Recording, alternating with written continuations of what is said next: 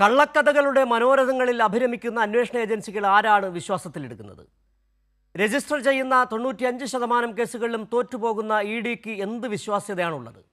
ഇതേ ഇഡി പുറത്തിറക്കിയ വാർത്താക്കുറിപ്പിന്മേൽ അപസർപ്പക കഥകൾ മെനയുന്നതിൻ്റെ തിരക്കിലാണ് മലയാളത്തിലെ മാധ്യമങ്ങൾ. ടി വീണയ്ക്കും CPIഎമ്മിനുമെതിരെ അച്ചുകൾ നിരത്തുന്നതിൻ്റെ വ്യഗ്രതയ്ക്ക് പിന്നിൽ എന്താണ്? മാസപ്പടിയിൽ തുടങ്ങി ഹവാലയിലെത്തി നിൽക്കുന്ന കഥമെനയിൽ അതിരുവിടുന്നുണ്ടോ? ഒരു ദേശീയ അന്വേഷണ ഏജൻസി കോടതിയിൽ റിപ്പോർട്ട് സമർപ്പിക്കുന്നതിന് മുൻപ് കണ്ടെത്തലുകളെന്ന നിലയിൽ വാർത്താക്കുറിപ്പ് ഇറക്കുന്നത് രാജ്യത്ത് ഇതുവരെ കേട്ടുകേൾവിയില്ലാത്തതാണ്. KT ജലീലിനെതിരെയുള്ള ഈന്തപ്പഴ കേസ് മുതൽ ലൈഫ് മിഷൻ കേസിലും അരവിന്ദ് കെജ്രിവാളിനെ കുടുക്കിയ മദ്യനയ കേസിലും വരെ വാലും ചുരുട്ടി ഓടിയ ഇഡിയാണ് ഇപ്പോൾ പുതിയ കണ്ടെത്തലുകളുമായി രംഗത്തെത്തിയിരിക്കുന്നത്. രാജ്യം ഭരിക്കുന്ന പാർട്ടിയുടെ വേട്ടപ്പട്ടി എന്ന അപഖ്യാതി നേടിയ ഇഡിയുടെ പുതിയ കണ്ടെത്തലുകൾക്ക് പിന്നിൽ എന്തെന്ന് മനസ്സിലാകാത്തവരുണ്ടോ? എതിരാളികളെ രാഷ്ട്രീയ വേട്ടയാടലിനായി മോദി ഭരണകൂടം ഉപയോഗിക്കുന്ന ഇഡിയുടെ ഇപ്പോഴത്തെ കണ്ടെത്തലിന് ആധാരമായത് ചില കയ്യക്ഷരക്കുറിപ്പുകളാണത്രേ. 182 കോടി രൂപയുടെ ഇടപാട് നടന്നുവെന്ന് ഇഡി തന്നെ ആരോപിക്കുന്ന കേസിൽ നിയമാനുസൃതം നടന്ന 2 കോടി ഇടപാട് മഹാസംഭവമാക്കി തീർക്കുന്ന ഇഡിയുടെ നിലപാട് തന്നെയാണ് ചോദ്യം ചെയ്യപ്പെടുന്നത്. ന്യൂസ് ആൻഡ് വ്യൂസ് ഈ വിഷയമാണ് ചർച്ച ചെയ്യുന്നത്. ചർച്ചയിൽ പങ്കെടുക്കുന്നത് CPIഎം നേതാവ് PK ഗോപൻ, കോൺഗ്രസ് വക്താവ് ബേസിൽ പാറക്കുടി, രാഷ്ട്രീയ നിരീക്ഷകൻ രതീഷ് ചക്രപാണി, മുതിർന്ന മാധ്യമപ്രവർത്തകൻ M ജയചന്ദ്രൻ എന്നിവരാണ്. സ്വാഗതം ചർച്ചയിലേക്ക് 4 പേർക്കും. ശ്രീ PK ഗോപൻ, ഇന്നലെ രാത്രി വൈകി വന്ന വാർത്താക്കുറിപ്പ് ഇഡി ഇറക്കിയത്, അതിലെ വരികൾ വായിച്ചെടുത്തപ്പോൾ തന്നെ മനസ്സിലാകുന്നതാണ് ഇഡിയുടെ പോക്ക് എങ്ങോട്ടാണെന്നത്. ലക്ഷ്യം വളരെ വ്യക്തമാണ്. നിങ്ങളുടെ പാർട്ടിയാണ്, നിങ്ങളുടെ പാർട്ടി നേതൃത്വമാണ്. എങ്ങനെയാണ് ഇഡിയുടെ പുതിയ നീക്കത്തെ കാണുന്നത്? നമുക്കറിയാം, മാസങ്ങളോളം കഴിഞ്ഞ തെരഞ്ഞെടുപ്പിന് മുൻപും മാസപ്പടി എന്ന പദം ഉപയോഗിച്ചിപ്പോൾ പുതിയ പദം കിട്ടിയിരിക്കുന്നു, ഹവാല ഇടപാട്. എങ്ങനെ വിലയിരുത്തുന്നു ഇഡിയുടെ നീക്കത്തെ? കേരളത്തിലെ ഒരു പ്രമുഖ പത്രം, കേരളത്തിലെ ചരിത്രപരമായി തന്നെ ഇടതുപക്ഷ വിരുദ്ധ രാഷ്ട്രീയം പച്ചയായി കൈകാര്യം ചെയ്യുന്ന, അത് പറഞ്ഞുകൊണ്ട് തന്നെ കൈകാര്യം ചെയ്യുന്ന കമ്മ്യൂണിസ്റ്റുകാരെ വകവരുത്തുകയാണ് ഞങ്ങളുടെ ആത്യന്തികമായ ലക്ഷ്യമെന്ന് ജനങ്ങളെ ബോധിപ്പിച്ചുകൊണ്ട് തന്നെ കൈകാര്യം ചെയ്യുന്ന, അല്ലെങ്കിൽ ജനങ്ങൾക്ക് ബോധ്യമാകുന്ന വിധത്തിൽ കൈകാര്യം ചെയ്യുന്ന പത്രമാണ് ഈ വിഷയം വീണ്ടും വലിയ തോതിൽ ഉയർത്തിക്കൊണ്ടുവന്നത്. അവർക്കാണ് പ്രധാനമായി ഇഡി വാർത്ത ലീക്ക് ചെയ്ത് കൊടുക്കുന്നത്. ആ പത്രം അവരുടെ മുൻകാല ചരിത്രം പരിശോധിച്ചാൽ വലിയ നിയമവിരുദ്ധമായ കാര്യങ്ങൾ പലതും ചെയ്ത് നമ്മുടെ രാജ്യത്തിന്റെ കളങ്കമായ ചരിത്രത്തിൽ ചില കളങ്കമായ മാർക്കിംഗ് നടത്തിയിട്ടുള്ള ഒരു പത്രം കൂടിയാണ്. അവര് ഏതെല്ലാം വിധത്തിൽ ഏതെല്ലാം സമയത്ത് ഇടതുപക്ഷ വിരുദ്ധമായ ആശയങ്ങൾ ജനങ്ങളിൽ എത്തിക്കാൻ പരിശ്രമിക്കാറുണ്ടോ അതൊക്കെ ചെയ്യാറുമുണ്ട്. അതിന്റെ ഭാഗമായിട്ടാണ് ശ്രീമതി വീണ തൈക്കണ്ടിയും ശ്രീ മുഹമ്മദ് റിയാസും തമ്മിൽ ഒത്തുചേരാത്ത സമയത്ത്, ജീവിത പങ്കാളിയായി ജീവിതം തുടങ്ങാത്ത സമയത്ത് ഉള്ള ചില കാര്യങ്ങൾ അദ്ദേഹത്തിന്റെ പുറത്ത് ചാരിക്കൊണ്ടുള്ള വാർത്തകൾ ഇന്നലെ ക്രിയേറ്റ് ചെയ്തത്. എന്തായാലും അതിലൊരു ശുഭകരമായ കാര്യം കണ്ടത്, ഇടതുപക്ഷ വിരുദ്ധമായ വാർത്തകളുടെ മലവെള്ളപ്പാച്ചിലിൽ ഇത് ഡിഫമേഷൻ കേസ് കൊടുക്കാൻ, മാനനഷ്ട കേസ് കൊടുക്കാൻ പലരും സമയം കണ്ടെത്താറില്ല. പക്ഷേ ഇടതുപക്ഷത്തിന്റെ വലിയൊരു രാഷ്ട്രീയ പ്രവർത്തനമായി തന്നെ ഈ നിയമവിരുദ്ധമായി വ്യാജമായ വാർത്തകൾ ഏത് മാധ്യമം സൃഷ്ടിച്ചാലും അത് ശക്തമായി നിയമ നടപടികൾ സ്വീകരിക്കുക എന്നുള്ളത് ഓരോരുത്തരും ചെയ്യേണ്ടുന്ന ഒരു പ്രധാനപ്പെട്ട ജോലിയാണ്. നമ്മൾ രാജ്യത്ത് തന്നെ പല പ്രധാനപ്പെട്ട കാര്യങ്ങളും നമ്മൾ പുറത്തു കൊണ്ടുവന്നത് രാഷ്ട്രീയ സമരം നടത്തി മാത്രമല്ല. ഇപ്പോ ഇലക്ട്രൽ ബോണ്ട് വിഷയം ഇന്ത്യ രാജ്യത്ത് ഒരു രാഷ്ട്രീയ പാർട്ടി എന്ന തരത്തിൽ കോടതിയെ സമീപിച്ചത് CPIഎം മാത്രമാണ്. CPIഎമ്മിന്റെ എക്കാലത്തെയും മികച്ച ജനറൽ സെക്രട്ടറിമാരിൽ ഒരാളായിട്ടുള്ള സഖാവ് സീതാറാം യെച്ചൂരി കോടതിയിൽ സമീപിച്ചുകൊണ്ട് തന്നെയാണ് ആ ഇലക്ട്രൽ ബോണ്ട് CPIഎമ്മും ഇടതുപക്ഷ രാഷ്ട്രീയ പാർട്ടികളും മാറി നിന്ന് ഒരു പണം പോലും കൈപ്പറ്റാത്ത ആ ഇലക്ട്രൽ ബോണ്ട് ഇന്ത്യയിലെ വലതുപക്ഷ രാഷ്ട്രീയ പാർട്ടികളുടെ സാമ്പത്തിക സ്രോതസ്സാണ് തെളിയിച്ചത് നമ്മൾ കോടതി വഴിയാണ്. അതുപോലെ വൃന്ദ കാരാട്ട് ഉൾപ്പെടെയുള്ള വലിയ നേതൃത്വം അത്തരം കോടതി വഴികളിലൂടെ നീങ്ങുന്നുണ്ട്. പണ്ട് VS ഒക്കെ അത്തരം കോടതി നടപടികളിലേക്ക് ധാരാളമായി കടന്നു ചെന്നിട്ടുണ്ട്. ഇപ്പൊ ശ്രീ മുഹമ്മദ് റിയാസ് എന്തായാലും അത് കോടതി വഴി അല്ലെങ്കിൽ മാനനഷ്ട കേസ് നൽകുമെന്നുള്ളത് കേരളത്തിൽ സത്യസന്ധമായി കാര്യങ്ങൾ അറിയാൻ ആഗ്രഹിക്കുന്നവർക്ക് സന്തോഷം പകരുന്ന കാര്യമാണ്. അതാണ് അതിന്റെ ഒരു ഘട്ടം. രണ്ടാമത്തെ കാര്യം, ഈ CMLR കേസ് എന്നുള്ളത് നമുക്ക് സാധാരണയായിട്ട് മനസ്സിലാവുന്ന ഒരു കാര്യം, ആരെങ്കിലും നാട്ടിൽ ബാങ്ക് വഴി അല്ലെങ്കിൽ ലീഗൽ പ്രൊസീജിയർ വഴി കൈക്കൂലി വാങ്ങിക്കുവോ? ഇതെങ്കിലും ചോദിക്കാനുള്ള ഒരു സാമാന്യമായ ബാധ്യത നമ്മുടെ നാട്ടിലെ ആളുകൾക്കുണ്ടല്ലോ. അത് അവർ ചോദിച്ചുകൊണ്ടിരിക്കുകയാണ്. വീണ തൈക്കണ്ടിയും CMLR കമ്പനിയുമായിട്ടുണ്ടാക്കിയ ഒരു സേവന കരാർ അല്ലെങ്കിൽ അവർ തമ്മിലുള്ള ഒരു കോൺട്രാക്ട്, അത് അവരുടെ ജോലി സംബന്ധമായ ഒരു കരാർ. ആ കരാറിൽ അവർ പണം കൈപ്പറ്റുന്നത് അവരുടെ ജോലിയുടെ ഭാഗമാണ്. ആ കൈപ്പറ്റിയ പണം നിയമപരമായി എല്ലാവിധ പ്രൊസീജിയറും പൂർത്തിയാക്കിയിട്ടാണ്. അതായത് അന്ന് ഏറ്റവും വലിയ ചർച്ചയായിട്ട് വന്നത് നമ്മുടെ ഓർമ്മയിലുണ്ട്. ഈ സംഭവം ഉണ്ടാവുന്ന 3 വർഷം മുമ്പ് അവര് ടാക്സ് അടച്ചിട്ടുണ്ടോ, അവര് നിയമപരമായിട്ടാണോ ഈ പൈസ പറ്റിയതെന്നുള്ളതായിരുന്നു അന്നത്തെ മാധ്യമങ്ങളുടെയും എതിർ രാഷ്ട്രീയ പ്രസ്ഥാനങ്ങളുടെയും എല്ലാം, ഇടതുപക്ഷ വിരുദ്ധ രാഷ്ട്രീയ പ്രസ്ഥാനങ്ങളുടെയും പ്രധാനപ്പെട്ടൊരു വാദം എന്ന് പറയുന്നത്. പക്ഷെ വളരെ കൃത്യമായിട്ട് അത് GST ഉൾപ്പെടെ ടാക്സിന്റെ എല്ലാ മേഖലകളും കൈകാര്യം ചെയ്തുകൊണ്ട് നിയമപരമായിട്ടാണ് അവർ പണം വാങ്ങിച്ചത് എന്ന് പുറത്തു വന്നപ്പോൾ പിന്നെ അവരുടെ സേവനം എന്താണെന്നായി. എന്നാൽ ഇതോടൊപ്പം പുറത്തു വന്ന കേരളത്തിലെ പ്രധാനപ്പെട്ട രാഷ്ട്രീയ നേതാക്കളുടെ പേരുകളെല്ലാം അതിലുണ്ട്. ചുരുക്കപ്പേരുകളിൽ എഴുതിയിട്ടിട്ടുണ്ട് CMLR കമ്പനിയെ സംബന്ധിച്ച് അവരുടെ ഒരു ആദായ നികുതി അടയ്ക്കുന്നതുമായി ബന്ധപ്പെട്ട ഒരു പ്രശ്നത്തിലാണ് അവര് പിടിക്കപ്പെടുന്നത്. ആ സമയത്ത് അവരുടെ ചെലവ് കാണിച്ചതിനകത്ത് അധികപ്പറ്റി ചെലവ് കാണിച്ചിരിക്കുന്നു. നികുതി വെട്ടിക്കാൻ വേണ്ടിയിട്ടാണ് അവർ ഈ അധിക ചെലവ് കാണിച്ചത് എന്ന ആക്ഷേപം ഉയർന്നു. അവരുടെ അധിക ചെലവിനകത്ത് കേരളത്തിലെ മുൻ മുഖ്യമന്ത്രി ശ്രീ ഉമ്മൻചാണ്ടി സാർ ഉൾപ്പെടെയുള്ള കോൺഗ്രസ് നേതൃത്വമുണ്ട്. ഇന്നത്തെ രമേശ് ചെന്നിത്തലയുണ്ട്, കുഞ്ഞാലിക്കുട്ടിയുണ്ട്, PV എന്ന് വിളിക്കപ്പെടുന്ന ഒരാളുണ്ട്. അത് പിണറായി വിജയൻ എന്ന് ആക്ഷേപിക്കാൻ ശ്രമിച്ചു. അദ്ദേഹം അത് പൂർണ്ണമായിട്ട് നിഷേധിച്ചു. അപ്പൊ വേറെ ചില പേരുകളിലേക്ക് അത് എത്തി. ഏതായാലും കേരളത്തിലെ ഉയർന്ന രാഷ്ട്രീയ നേതൃത്വം അവിടുന്ന് സംഭാവന വാങ്ങിച്ചിട്ടുണ്ട്. അപ്പൊ നിയമവിരുദ്ധമായി സംഭാവന 25,000 രൂപയിൽ കൂടുതൽ ബാങ്ക് ത്രൂ അല്ലാതെ വാങ്ങാൻ പറ്റില്ല. അപ്പൊ നിയമവിരുദ്ധമായി വാങ്ങിച്ച പൈസയെക്കുറിച്ച് ഒരു അന്വേഷണവും ഇല്ല. കോടിക്കണക്കിന് രൂപ വാങ്ങിയിട്ടുണ്ട്, അതിൽ അന്വേഷണമില്ല. നേരെ മറിച്ച് നിയമപരമായിട്ട് വാങ്ങിച്ച പൈസയെക്കുറിച്ച് ഈ ആക്ഷേപങ്ങൾ നടത്തിക്കൊണ്ടിരിക്കുകയാണെന്നുള്ളതാണ് വസ്തുത. അതുകൊണ്ട് ഇത് നേരത്തെ നടന്ന കുറേ ചർച്ചകളുണ്ട്. ഇപ്പം നമ്മുടെ കോൺഗ്രസിന്റെ സുഹൃത്തുൾപ്പെടെ പറയേണ്ടത് ഈ ശിവശങ്കർ ഇപ്പൊ ഏത് ജയിലിൽ കിടക്കുന്നു എന്നുള്ളതാണ്. ഈന്തപ്പഴത്തിനകത്ത് കൊണ്ടുപോയ സ്വർണ്ണക്കുരു എവിടെയാണെന്നുള്ളതാണ്. അല്ലെങ്കിൽ ബിരിയാണി ചെമ്പിനകത്ത് കൊണ്ടുപോയി എത്ര ദിവസം പിണറായി വിജയനെയും അദ്ദേഹത്തിന്റെ സഹപ്രവർത്തകരെയും ആക്ഷേപിച്ച ഒരു വാർത്തയാണ്. ആരെങ്കിലും അത് ഓൺ ചെയ്യുന്നുണ്ടോ? ഇപ്പോ ഈ വലിയ 4 കോളം 6 കോളം വാർത്ത കൊടുക്കുന്ന ഈ പത്രം എന്തുകൊണ്ട് ശിവശങ്കറിനെ ഇത്രയും കാലം വേട്ടയാടി അദ്ദേഹത്തെ വെറുതെ വിടപ്പെട്ടപ്പോ നിങ്ങൾ വീക്കെൻഡിനകത്ത് ഫീച്ചർ എഴുതണ്ട അദ്ദേഹത്തെ കുറിച്ച്? നമ്പിനാരായണനെ കുറിച്ച് ഇപ്പൊ നിങ്ങൾ എഴുതിയല്ലോ, വീക്കെൻഡിനകത്ത് ഫീച്ചർ എഴുതണം. ഒരു 6 കോളത്തിലോ 8 കോളത്തിലോ എഴുതണം അദ്ദേഹത്തെ എന്തിന് പീഡിപ്പിച്ചു എന്നുള്ളത്. മുഖ്യമന്ത്രിയുടെ ഓഫീസിൽ, പിണറായി വിജയന്റെ ഓഫീസിൽ ഇരുന്നു, അവിടെ അതിന്റെ ഉത്തരവാദിത്വത്തോടുകൂടി ആ ജോലി ചെയ്തു എന്ന ഒരു കുറ്റം മാത്രമേ ആ മനുഷ്യൻ ചെയ്തുള്ളൂ. അങ്ങനെയുള്ള ആ വാർത്തകളുടെ നിജസ്ഥിതി എന്താ? ലാവ്ലിൻ കേസിന്റെ നിജസ്ഥിതി എന്താ? കമ്മ്യൂണിസ്റ്റ് പാർട്ടി നേതാക്കന്മാരെ വേട്ടയാടാൻ വേണ്ടി നിങ്ങൾ ഉപയോഗിച്ച ഈ കേസിൽ നിങ്ങളുടെ നിജസ്ഥിതി എന്താ? ഇന്ത്യ രാജ്യത്ത് ED അന്വേഷിച്ച ഇടതുപക്ഷം അല്ലാത്ത വലതുപക്ഷ രാഷ്ട്രീയ പാർട്ടികൾ, ഭരണകക്ഷിപ്പെടാത്ത വലതുപക്ഷ രാഷ്ട്രീയ പാർട്ടികളുണ്ട്. അവരുടെ സ്ഥിതി എന്താ? ഇതെല്ലാം പറയാനുള്ള ബാധ്യത നമ്മൾ ഏറ്റെടുക്കണ്ടേ?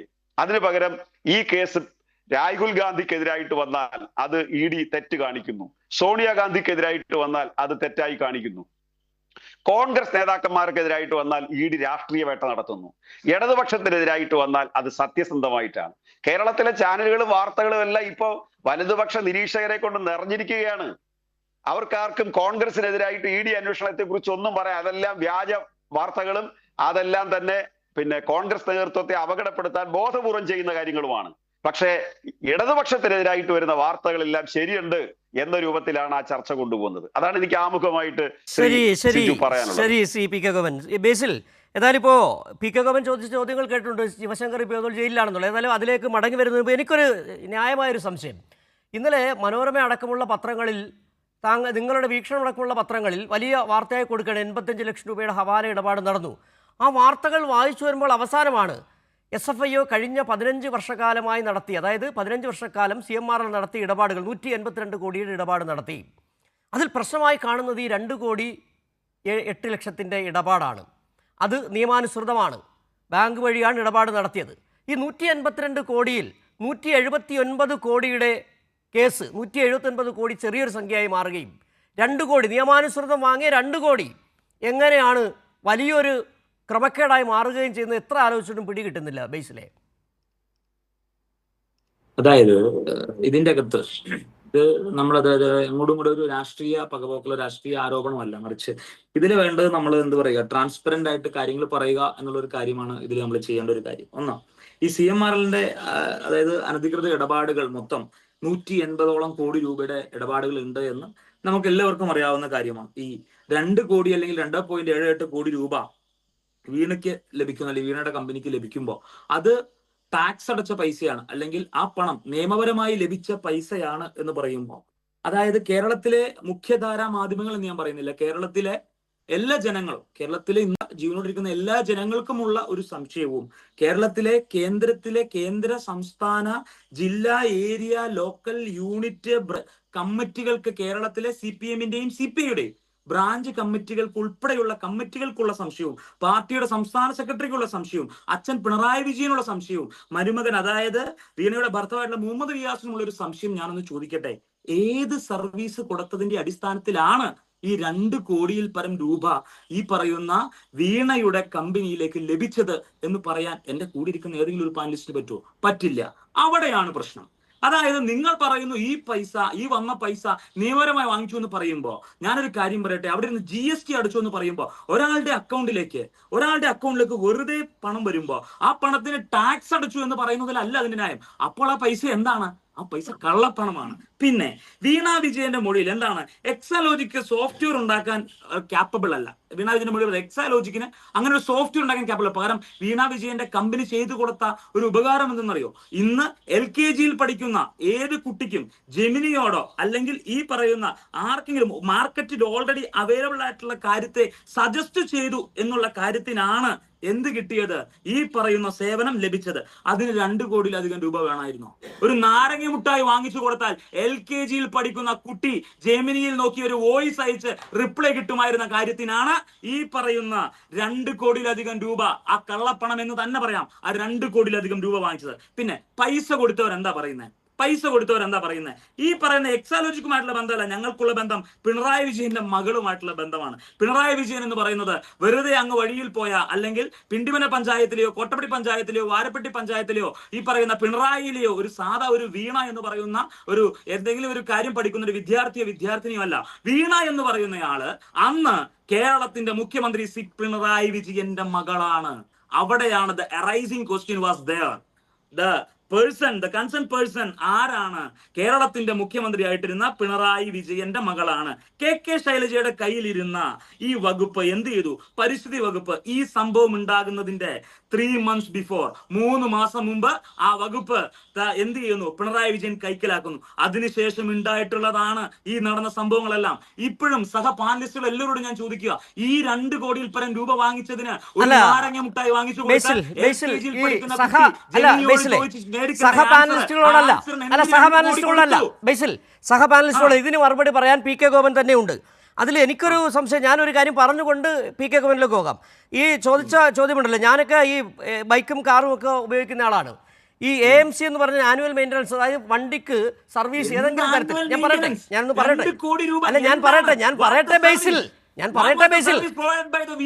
ഞാൻ പറയട്ടെ ബേസിലിന്റെ ചോദ്യം ചോദിച്ചു, അതിന് മറുപടി പറയാൻ PK ഗോപൻ ഇവിടെ ഉണ്ട്. അതെ, PK ഗോപൻ മറുപടി പറയും. അതായത് ഈ സോഫ്റ്റ്വെയർ എന്ത് തരം സേവനമാണെന്നുള്ള സംബന്ധിച്ച് നമ്മൾ ഒരുപാട് ചർച്ച ചെയ്താണ്. സോഫ്റ്റ്വെയർ സേവനങ്ങൾ ഇത്തരം കൺസൾട്ടൻസിക്ക്. അതെ, ആൻസർ PK ഗോപൻ.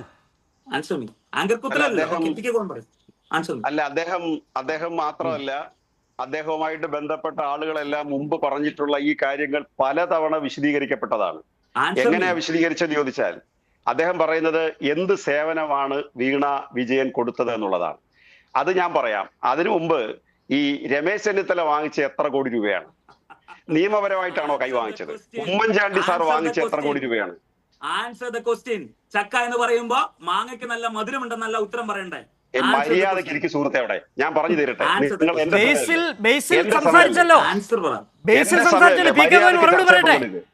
നിങ്ങൾ മര്യാദയ്ക്ക് ചർച്ചയിൽ പങ്കെടുക്കുക. നിങ്ങളുടെ ചോദ്യത്തിന് ഏത് ചോദ്യത്തിന് ഉത്തരം പറയാം.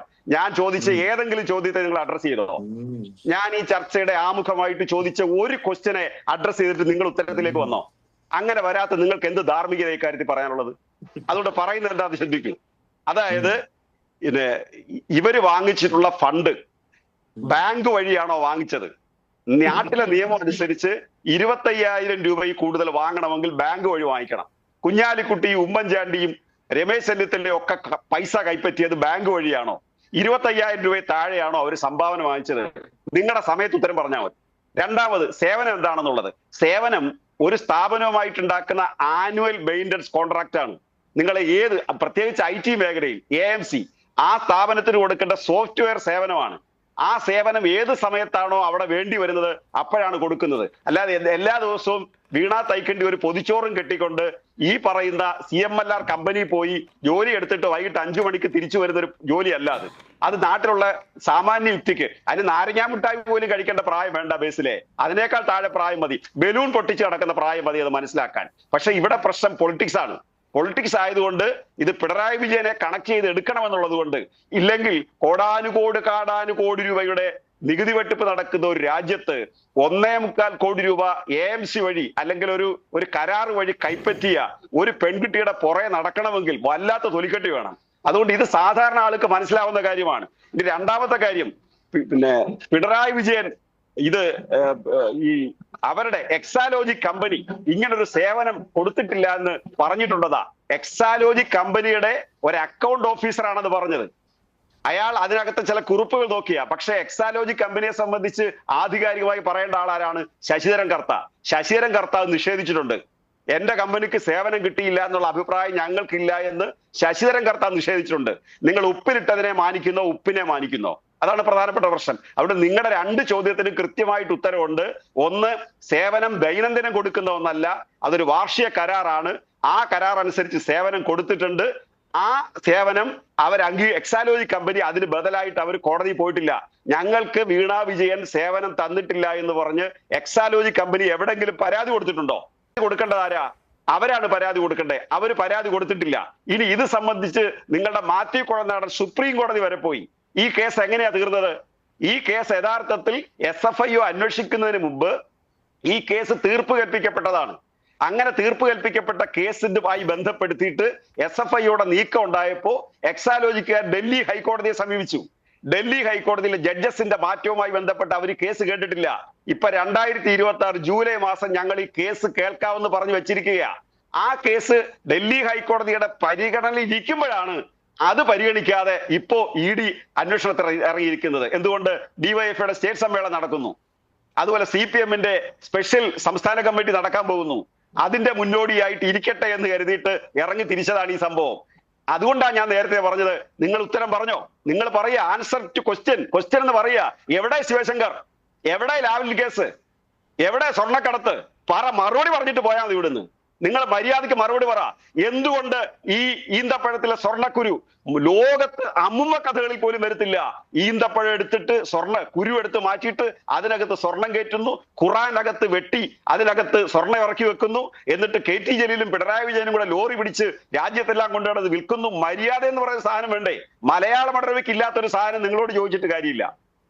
ശരി ബേസിൽ, ആ ചോദ്യങ്ങൾക്കൊന്നും ബേസിൽ മറുപടി പറഞ്ഞിട്ടില്ല. എന്നാൽ ബേസിലേക്ക് മടങ്ങുകയാണ്. ശ്രീ രതീഷ് ചക്രപാണി, അതായത് എനിക്ക് ഇന്ന് രസകരമായി തോന്നുന്നത് ഈ KT ജലീൽ, ഈ ED എന്ന് പറയുന്ന ആ വിശ്വാസ്യതയുള്ള ഏജൻസി വല്ലാതെ വേട്ടയാടിയ ഒരാളാണല്ലോ KT ജലീൽ. അദ്ദേഹത്തിൻ്റെ ഒരു ഫേസ്ബുക്ക് പോസ്റ്റിൽ ഇങ്ങനെ തുടങ്ങുന്ന ഒരു കാര്യമുണ്ട്, വളരെ രസകരമാണ്. അതായത് ഈ എന്തായാലും 85 ലക്ഷം ഇങ്ങനെയാണ് തുടങ്ങുന്നത്. അത് രസകരമാണ്. അതായത് 85 ലക്ഷം ഹവാല ഇടപാടെന്നത് 85 കോടി എന്ന് ED പറഞ്ഞിരുന്നെങ്കിൽ കുറച്ചുകൂടി പഞ്ച് കിട്ടിയേനെ. ലീഗ് MLA മാരുടെ വീടുകൾ പരിശോധിച്ചാൽ ഏറ്റവും ചുരുങ്ങിയത് 100 കോടി ഹവാല ബിസിനസ്സിൻ്റെ രേഖകൾ കിട്ടും.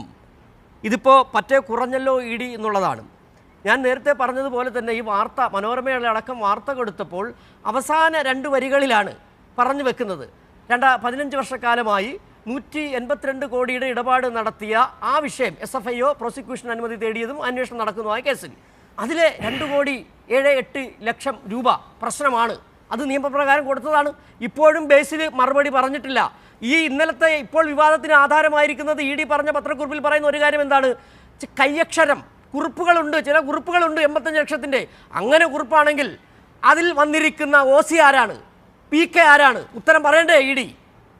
തീർച്ചയായിട്ടും സിജു, ഏറ്റവും പ്രധാനപ്പെട്ടൊരു കാര്യം താങ്കൾ ആദ്യമേ തന്നെ സൂചിപ്പിച്ചതാണ്.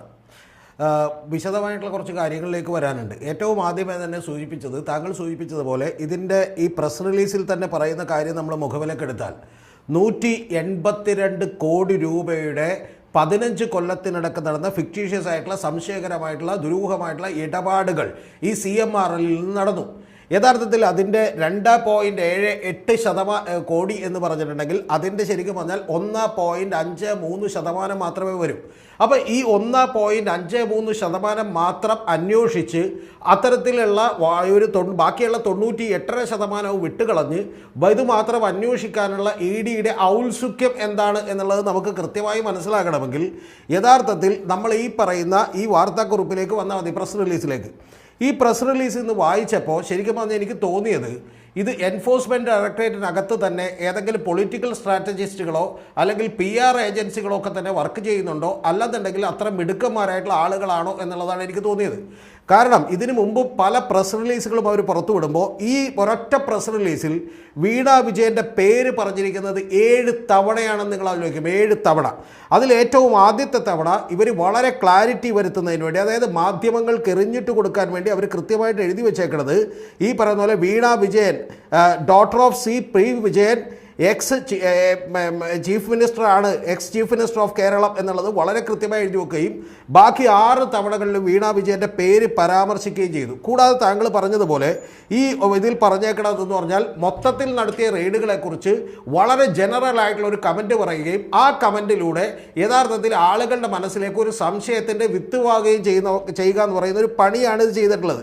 അതെന്താണെന്ന് വെച്ചിട്ടുണ്ടെങ്കിൽ during the search of operation several digital device are seized, പിന്നെ ഈ പറയുന്ന പോലെ hawala channels are also found എന്ന് പറഞ്ഞ് എഴുതി വെച്ചേക്കാണ്. എന്ന് പറഞ്ഞാൽ ഈ പറയുന്ന അപ്പോഴും വളരെ കൃത്യമായി നിങ്ങളൊന്ന് ആലോചിക്കണം. ഈ 85 ലക്ഷം രൂപ, അതായത് വീണ വിജയൻ അങ്ങോട്ട് കൈമാറ്റം ചെയ്തിട്ടുള്ള 85 ലക്ഷം രൂപ ഹവാല വഴി കൈമാറ്റം ചെയ്തതാണോ ഇല്ലേന്ന് എഴുതി വെക്കുന്നതിന് പകരം അത് അങ്ങനെയാണെന്ന് തോന്നുന്ന രീതിയിൽ മനോരമക്കോ മാതൃഭൂമിക്കോ ബാക്കിയുള്ള പത്രങ്ങൾക്കൊക്കെ അവരുടെ ഇൻ്റർപ്രിട്ടേഷൻ അനുസരിച്ച് വ്യാഖ്യാനം ചെയ്യാൻ കഴിയുന്ന രീതിയിൽ എന്ത് ചെയ്തോട്ടെ എന്ന് വിചാരിച്ച് മനഃപൂർവ്വമായി ഒരു തിരക്കഥ അത് എഴുതി വെക്കുക മാത്രമാണ് എൻഫോഴ്സ്മെന്റ് ഡയറക്ടറേറ്റ് ചെയ്യുന്നത്. യഥാർത്ഥത്തിൽ ഇപ്പം ഇവിടെ ഇരിക്കുന്ന ബേസിൽ പാറയെക്കൂടിയും കോൺഗ്രസും ഒക്കെ എന്താണ് ചെയ്യുന്നതെന്ന് വെച്ചാൽ തീക്കൊള്ളി കൊണ്ട് തല ചൊറിയുകയാണ് നിങ്ങൾ. കാരണം ഈ എൻഫോഴ്സ്മെന്റ് ഡയറക്ടറേറ്റിന്റെ വിശ്വാസ്യത എന്തോരമുണ്ട് എന്നുള്ളത് നമ്മൾ ചിന്തിക്കുന്നതിന് മുമ്പ് ഈ കഴിഞ്ഞ നരേന്ദ്രമോദി ഗവൺമെന്റിന്റെ നിലപാട് എന്താണെന്ന് നിങ്ങൾ ആലോചിക്കണം. ഒന്നാലോചിക്കണം. മേഘ എഞ്ചിനീയറിംഗ് ഇൻഫ്രാസ്ട്രക്ചർ ലിമിറ്റഡ് എന്ന് പറഞ്ഞൊരു കമ്പനി 140 കോടി രൂപ അഡ്വാൻസ് ആയിട്ട് എന്ത് ചെയ്യുന്നു, ഇലക്ട്രൽ ബോണ്ട് കൊടുക്കുന്നു.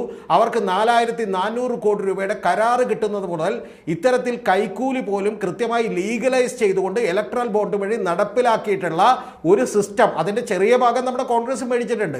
അത്തരത്തിൽ സിസ്റ്റം നടത്തിയ ഒരു ഗവൺമെന്റ് പറയുകയാണ് ഇവിടെ കള്ളപ്പണം പാടില്ല, ഞങ്ങളിത് കള്ളപ്പണം പിടിക്കാൻ പോകുന്നു എന്ന് പറയുമ്പോൾ ഇവർ ഈ പറയുന്ന പോലെ പച്ചവെള്ളം ചവച്ചു കുടിക്കുന്നത് പോലെ ഇവരെ കൂടി വിശ്വസിക്കുകയാണ്. ഏത് ബേസിൽ പാറയെക്കൂടിയൊക്കെ ഇവിടെ തൽക്കാലത്തേക്ക് നേട്ടം കിട്ടുമെന്ന് വെച്ചാൽ അങ്ങനെ വിശ്വസിക്കുകയാണ്. ഒന്ന് ആലോചിച്ച് നോക്കണം. ഞാനിപ്പോൾ ചർച്ച ചെയ്യാൻ തയ്യാറാണ്. ഇപ്പം എന്നേക്കാൾ കൂടുതൽ ജയചന്ദ്രൻ സാർ ചർച്ച ചെയ്യാൻ തയ്യാറാണ്. നാഷണൽ ഹെറാൾഡ് കേസിൽ നിങ്ങളുടെ നിലപാട് എന്താണ്? നിങ്ങളുടെ എത്ര പേർ, ഒരു 2 ഡസനോളം വരുന്ന നേതാക്കന്മാർ നിങ്ങൾ എന്ത് ചെയ്തില്ലേ, ഈ പറഞ്ഞ എൻഫോഴ്സ്മെന്റ് ഡയറക്ടറേറ്റ് ഉപയോഗിച്ച് ഭീഷണിപ്പെടുത്തി. അതിൽ യഥാർത്ഥത്തിൽ പകുതിയോളം പേരെന്ത് ചെയ്തു, നിങ്ങളെ വിട്ട് BJP-യിലേക്ക് പോയി. ഹിമന്ത ബിശ്വ ശർമ്മ മുതൽ നിരവധി നേതാക്കൾ അങ്ങനെ വിട്ടുപോയി. ഏറ്റവും ഒടുവിൽ അവർ നിങ്ങളെക്കുറിച്ച് പറഞ്ഞുകൊണ്ടിരിക്കുന്നത് എന്താ? അപ്പോൾ ഇതിൽ യാതൊരുവിധ ആത്മാർത്ഥതയുമില്ലാതെ ഈ അന്വേഷണം എന്ന് പറയുന്നത് രാഷ്ട്രീയ പ്രേരിതമാണ്, രാഷ്ട്രീയമായിട്ടുള്ള വേട്ടയാണ്. ആ കാര്യത്തിൽ ഒരു സംശയവുമില്ല. ഇനി ഒരു വാചകവും കൂടി, 40 കോടി രൂപ ഇതേ CMRLന്റെ കാര്യത്തിൽ യഥാർത്ഥത്തിൽ നിങ്ങളൊന്ന് ആലോചിക്കണം. റവന്യൂ വന്നത് ഞങ്ങൾ അക്കൗണ്ട് ചെയ്തിട്ടില്ല എന്നുള്ള മൊഴിയുണ്ട്. ആ റവന്യൂ വന്നത് അക്കൗണ്ട് ചെയ്യാത്തത് ഞങ്ങൾ ബ്രൈബായി ഇവിടെയുള്ള രാഷ്ട്രീയ നേതാക്കൾക്ക് കൊടുത്തു. ആർക്കൊക്കെ കൊടുത്തു? കുഞ്ഞാലിക്കുട്ടിക്ക് 50 ലക്ഷം വീതം പലതവണ കൊടുത്തു. യഥാർത്ഥത്തിൽ രമേശ് ചെന്നിത്തലക്ക് കൊടുത്തു. നമ്മുടെ പ്രിയപ്പെട്ട മുഖ്യമന്ത്രി VD സതീശനും കൊടുത്തു 5 ലക്ഷം. എന്നിട്ട് നിങ്ങൾ ഇവിടെ ഇരുന്ന് പറയുന്നത് അതൊന്നും അന്വേഷിക്കണ്ട, അത് ഏത് അക്കൗണ്ട് വഴിയാണ് മേടിച്ചത്? നിങ്ങൾ പാർട്ടിക്ക് വേണ്ടി മേടിച്ചാണെന്ന് അങ്ങോട്ട് വെറുതെ പറഞ്ഞാൽ മതി. ഏത് അക്കൗണ്ട് വഴി? ഇത് അക്കൗണ്ട് വഴി മേടിച്ച 2.78 ലക്ഷം കോടി രൂപക്ക് നിങ്ങൾ എന്ത് ചെയ്തു? വലിയ പ്രചണ്ഡമായിട്ടുള്ള പ്രചരണം നടത്തുന്നു. മറ്റൊരു ചാനലിൽ, ഇവിടെ മറുപടി പറയേണ്ടതല്ല, പക്ഷെ മറ്റൊരു ചാനലിൽ ഇപ്പൊ അരുൺകുമാർ ചർച്ചയ്ക്ക് ഇരുന്നപ്പോൾ അവിടുത്തെ ഒരു ആങ്കർ ചോദിക്കുന്നുണ്ട്, എന്ത് പിണറായി വിജയനെ തകർക്കുന്നത് എന്തിനാണ് രാഷ്ട്രീയമായി വേട്ടയാടുന്നതെന്ന് ഈ കാര്യത്തിൽ ഞാൻ വിചാരിക്കുന്നത് CPM-ന് പോലും ഒരു കൺഫ്യൂഷൻ ഉണ്ട്. കാരണം ഇത് എങ്ങനെ ഏറ്റെടുക്കണം, രാഷ്ട്രീയമായി നേരിടണോ എന്നുള്ളത്. ഞാൻ പറയുന്നു ഇത് രാഷ്ട്രീയമായി നേരിടണം. കാരണം ഇതിൻ്റെ ലക്ഷ്യമെന്ന് പറയുന്നത് പിണറായി വിജയൻ, ഇത് ഈ പറയുന്ന പോലെ വീണ വിജയനോ അല്ലെങ്കിൽ മുഹമ്മദ് റിയാസോ മാത്രമല്ല, ഈ പറയുന്ന പോലെ ഇതിനകത്ത് ഉയർന്നു വരുന്ന ഏതൊരു രാഷ്ട്രീയ നേതാവിനെയും വേട്ടയാടി യഥാർത്ഥത്തിൽ ഈ പറയുന്ന പോലെ ഇപ്പോൾ CPM-ന് കിട്ടിക്കൊണ്ടിരിക്കുന്ന വോട്ടുകൾ പോലും ഇവിടെ ഇല്ലാതാക്കി അടുത്ത 5 കൊല്ലം കൊണ്ട് ഈ ബാക്കിയുള്ള ക്രെഡിബിലിറ്റി കൂടി നശിപ്പിച്ചുകൊണ്ട് യഥാർത്ഥത്തിൽ ഇവർക്ക് ഈ പറഞ്ഞ പോലെ താണ്ഡവമാടാൻ ഇവർ എഴുതിയിട്ടുള്ള തിരക്കഥയാണ്. ഈ തിരക്കഥ അനുസരിച്ചാണ് ആം ആദ്മി പാർട്ടിയെ തകർത്തത്. ഈ തിരക്കഥ അനുസരിച്ചാണ്, വളരെ സൂക്ഷ്മമായി സമയം തന്നാൽ ഞാൻ മുഴുവൻ പറയാം, ഓരോരോ ഘട്ടമായിട്ട് ഈ തിരക്കഥ അനുസരിച്ചിട്ടാണ് ആദ്യം ആം ആദ്മി പാർട്ടിയുടെ ക്രെഡിബിലിറ്റി തകർത്തു. നിങ്ങളൊന്ന് ആലോചിച്ച് നോക്കണം. അരവിന്ദ് കെജ്രിവാളിന്റെ അഴിമതി വിരുദ്ധ പ്രതിച്ഛായ തകർത്തു. അങ്ങനെ ഈ പറഞ്ഞ പോലെ ഓരോന്നായി തകർത്തു. വെസ്റ്റ് ബംഗാളിലൊന്നും പിന്നെ അത്ര ബുദ്ധിമുട്ടേണ്ടി വന്നില്ല. കാരണം അവർ അഴിമതിയൊക്കെ ലേശം നടത്തുന്നവരായതുകൊണ്ട് വലിയ ബുദ്ധിമുട്ടേണ്ടി വന്നില്ല. മുഴുവൻ ഉന്നയിക്കും ഈ പറയുന്ന പോലെ ഈ പറയുന്ന തിരക്കഥ, ആ തിരക്കഥ അവിടെ അവർ വർക്കൗട്ട് ചെയ്ത് വിജയിച്ചു. ഈ ഹിമന്ത ബിശ്വ ശർമ്മ അടക്കമുള്ളവർ അങ്ങോട്ടേക്ക് എത്തുകയും ചെയ്തു. ഏതായാലും മടങ്ങി വരാം നിങ്ങളിലേക്ക്. ഇപ്പോൾ എം ജയചന്ദ്രൻ കൂടി ജനിച്ചു. എം ജയചന്ദ്രൻ, ഇന്നലെ എനിക്ക് തോന്നി വാർത്ത വന്നപ്പോൾ മാധ്യമങ്ങൾ പറഞ്ഞു അവസാനിപ്പിക്കും. ഓക്കെ, അല്ല ഒരൊറ്റ വാചകം കൂടി. കഴിഞ്ഞ 5 കൊല്ലം ഈ പറയുന്ന ഇതേ മുഹമ്മദ് റിയാസ് 2 വകുപ്പുകൾ കേരളത്തിൽ കൈകാര്യം ചെയ്യുന്നു. ഒന്ന് പൊതുമരാമത്ത് വകുപ്പ്, രണ്ടാമത്തേത് ഈ പറയുന്ന പോലെ ടൂറിസം വകുപ്പ്. അതായത് ഈ പറയുന്ന അഴിമതിക്ക് വലിയ സാധ്യതയുള്ള 2 വകുപ്പുകൾ അദ്ദേഹം കൈകാര്യം ചെയ്തിട്ട് പോലും യഥാർത്ഥത്തിൽ ഒരു അഴിമതി ആരോപണം പോലും വരാത്ത അദ്ദേഹത്തിൻ്റെ നേർക്കാണ് യഥാർത്ഥത്തിൽ അദ്ദേഹം കല്യാണം കഴിക്കുന്നതിന് മുമ്പുള്ള വീണ വിജയന്റെ നേതൃത്വത്തിൽ അന്നുണ്ടായ ഒരു കമ്പനിയുടെ പേരിലുള്ള ആരോപണവുമായി ബന്ധപ്പെട്ട് ഇവർ പുകമറ സൃഷ്ടിക്കുന്ന അതിൻ്റെ ഒരൊറ്റ ഉദ്ദേശമേ ഉള്ളൂ, CPM-നെ രാഷ്ട്രീയമായി ഇല്ലാതാക്കാനുള്ള ശ്രമമാണ്. പക്ഷെ അതിവിടെ നടക്കില്ല. കാരണം ആം ആദ്മി പാർട്ടിയിൽ ഒരൊറ്റ നേതാവ് ഉണ്ടായിരുന്നുള്ളൂ. ഇവിടെ ബ്രാഞ്ച് തലം മുതൽ ഈ പറയുന്ന പോലെ സംസ്ഥാന കമ്മിറ്റിയും സംസ്ഥാന സെക്രട്ടേറിയറ്റും വരെ 5.5 ലക്ഷത്തോളം മെമ്പർമാരും തോറ്റപ്പോൾ പോലും 81 ലക്ഷം വോട്ടുമുള്ള ഒരു പാർട്ടിയാണെന്ന് നിങ്ങൾ മറന്നു പോകരുത്. ഒരു കാര്യവും കൂടി, ഒരൊറ്റ വാചകവും കൂടി, യഥാർത്ഥത്തിൽ ഇതേ ആം ആദ്മി പാർട്ടിയെ തീർക്കാൻ പരാതി കൊടുത്തത് കോൺഗ്രസ് ആണെന്ന് പറഞ്ഞു പോകരുത്. എന്ന് പറഞ്ഞാൽ കൂടെ നിന്ന് ഇത്തരത്തിൽ BJP-യെ സഹായിക്കുന്ന പല നിലപാടുകളും പണ്ടേ എടുത്തിട്ടുള്ള പാർട്ടിയാണ്. അതേ നിലപാടാണ് കോൺഗ്രസ് ഇപ്പോഴും ഈ വിഷയത്തിൽ കേരളത്തിലും എടുക്കുന്നത് എന്ന് മാത്രമേ എനിക്ക് നിങ്ങൾ ഓർമ്മിപ്പിക്കാനുള്ളൂ. ശരി, ബേസിലെ മറുപടി പറയാൻ കാത്തിരിക്കുകയാണ്. ബേസിലേക്ക് മടങ്ങി വരാം. ശ്രീ എം ജയചന്ദ്രൻ, ഈ മാസപ്പടി കേസുമായി ബന്ധപ്പെട്ട്, മാസപ്പടി എന്നായിരുന്നല്ലോ ദീർഘകാലങ്ങൾ ഈ മാധ്യമങ്ങൾ പറഞ്ഞുകൊണ്ടിരുന്നത്, ഇന്നലെ വന്നിരിക്കുന്ന വാർത്ത എന്താണ്? ED-യുടെ പുതിയ വെളിപ്പെടുത്തൽ. എൻ്റെ ന്യായമായ സംശയം, ഈ തുടക്കത്തിൽ സൂചിപ്പിച്ചല്ലോ, ഈ വെളിപ്പെടുത്തൽ നടത്തലാണോ ഈ ED-യുടെ പണി? ED സാധാരണഗതിയിൽ പ്രാഥമികമായ ഒരു അന്വേഷണം നടത്തി റിപ്പോർട്ട് എവിടെയാണ് കൊടുക്കേണ്ടുള്ളത്? കോടതിയിലാണ്. ഞങ്ങളൊക്കെ അങ്ങനെയാണ് അറിഞ്ഞിട്ടുള്ളത്, അന്വേഷണം നടത്തുകയാണ് ചെയ്യുന്നത്. ഇവിടെ ഈ വാർത്താക്കുറിപ്പ് ഇറക്കി കൊടുക്കുന്നു, അതിൻ്റെ അടിസ്ഥാനത്തിൽ മാധ്യമങ്ങൾ വാർത്തകൾ ചമക്കുകയും ചെയ്യുന്നു. മാസപ്പടി ആവിയായി പോയോ? അടുത്ത ഘട്ടവുമായി ഇറങ്ങിയിരിക്കുകയാണ്. ഇപ്പോൾ നേരത്തെ PK ഗോപനും രതീഷ് ചക്രവാണിയൊക്കെ ചൂണ്ടിക്കാട്ടിയതുപോലെ ഇനിയിപ്പോൾ DYFIയുടെ സമ്മേളനം നടക്കുന്നു, CPM-ന്റെ വിശാല സംസ്ഥാന സമിതി നടക്കാൻ പോവുകയാണ്. എങ്ങനെയാണ് പിണറായിയെ ടാർഗറ്റ് ചെയ്തേണ്ടത്, എങ്ങനെയാണ് CPM എന്ന് പറയുന്ന പാർട്ടിയെ ടാർഗറ്റ് ചെയ്യേണ്ടതെന്നുള്ള കൃത്യമായൊരു തിരക്കഥ ഉണ്ടായിട്ടുണ്ട്. അതിൽ ഈ മാധ്യമങ്ങൾക്കും പങ്കുണ്ട്. സിജു, ഇതില് കാണേണ്ട ഒരു പ്രധാനപ്പെട്ട കാര്യം എന്ന് ഞാൻ കരുതുന്നത്, ഈ ED-യുടെ തന്നെ ഒരു വെർഷനാണ് കേട്ടോ. ED-യുടെ വെർഷൻ എന്ന് പറയണ്ട, ED-യുടെ തന്നെ ഒരു നടപടി, എക്സിക്യൂഷൻ. അതായത് ഒരേ അക്കൗണ്ടിങ് എവിഡൻസിനെ 2 വ്യത്യസ്ത സ്റ്റാൻഡേർഡ്സിലാണ് ED അതിനെ കാണുന്നതും ഉപയോഗിക്കുന്നതും ഇടപെടുന്നതും. അത് ആദ്യം പറഞ്ഞിട്ട് ഞാൻ ഈ ഇവരുടെ ഇന്നലെ ഇവരിറക്കിയ പ്രസ് റിലീസ് ഉണ്ടല്ലോ ഈ ED-യുടെ, അതിന്റെ 1, 2, 3-ാമത്തെ പാരഗ്രാഫിന്റെ തുടക്കം, the investigation done by ED before showed that proceeds of crime was generated by the management of CMRL led by Sasiran Karta and bribes were paid to various persons. അടുത്തതാണ് പ്രധാനം. ശ്രീമതി വീണ is one of the recipient of money from CMRL. Srimati Veena is one of the recipients of money from CMRL. One of the recipients. അതാണ് പ്രധാനം. ഈ CMRL പണം കൈപ്പറ്റിയ പലരിൽ ഒരാളാണ് വീണ എന്ന് നമ്മളാരും ന്യായീകരിക്കാൻ വരുന്നതല്ല. ED-യുടെ ഇന്നലത്തെ പത്രക്കുറിപ്പിൽ 3-ാമത്തെ പാരഗ്രാഫിന്റെ തുടങ്ങുന്ന വാചകത്തിലാണ് ഉള്ളത്. ഇനിയാണ് ഞാൻ മുമ്പേ പറഞ്ഞ വാചകത്തിന്റെ റിലവൻസ് വരുന്നത്. ഈ ഒരേ അക്കൗണ്ടിങ് എവിഡൻസിനെ ഒരേ അക്കൗണ്ടിങ് എവിഡൻസിലാണല്ലോ പിന്നെ വീണയുടെയും പിന്നെ PV, OC, RC, KK, IK ഇത്രയും പേരുകളുള്ളത്. അപ്പൊ അന്വേഷിക്കുമ്പോ ഈ വൺ ഓഫ് ദ നെയിമാണ് വീണ എന്ന് ED പറയുന്നു.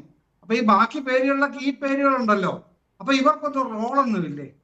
അതാണ് ശ്രീ രതീഷ് ചക്രവാണി ഇപ്പോ കൃത്യമായി ചൂണ്ടിക്കാണിച്ച വിഷയം. അതവിടെ നിൽക്കുകയാണ്. ഇനി ഇവരെന്താണ് ചെയ്യാൻ പോകുന്നത്? ഇപ്പൊ ഈ പിന്നെ സ്ക്രീനിൽ കാണിക്കുന്നുണ്ടല്ലോ കോടിക്കുരുക്ക് എന്ന് പറഞ്ഞ്. ഇതിൻ്റെ അകത്ത് ഒരു സംഗതിയും ഇല്ല എന്ന് മാത്രമല്ല, ഞാൻ കഴിഞ്ഞ ദിവസം തന്നെ ചില ചാനലുകളിൽ പറഞ്ഞിരുന്നു, ED വല്ലാതെ അന്വേഷിച്ച് വേർത്ത് കുളിച്ചു നിൽക്കുകയാണ്. അപ്പൊ പുതിയ പണിയായിട്ട് ഇറങ്ങിയിരിക്കുക. അവർക്കിപ്പോ എന്തൊക്കെയാണ് വേണ്ടത്? അവർക്ക് വേണ്ടതിനേക്കാളുപരി അവർ പറയുന്ന ചില കാര്യങ്ങളുണ്ടല്ലോ. ഈ ഹാൻഡ് റിട്ടൺ അക്കൗണ്ട്സ് ED പറയുന്നു. ഈ ഹാൻഡ് റിട്ടൺ അക്കൗണ്ട്സ് പിന്നെ 85 ലക്ഷം വീണയാണ് അയച്ചത്, അല്ലെങ്കിൽ ഈ കൈപ്പട മുഴുവൻ വീണയുടേതാണ് എന്ന് തെളിയിക്കുന്ന എന്തെങ്കിലും ഫോറൻസിക് എവിഡൻസ് ഇവര് പിന്നെ സമ്പാദിച്ചിട്ടുണ്ടോ അല്ലെങ്കിൽ നടത്തിയിട്ടുണ്ടോ ഈ പറയുന്ന ED? മറ്റൊന്ന്, ദുബായ് ട്രാൻസ്ഫർ ഹവാല ആയിരുന്നു എന്ന് പറയുന്നു.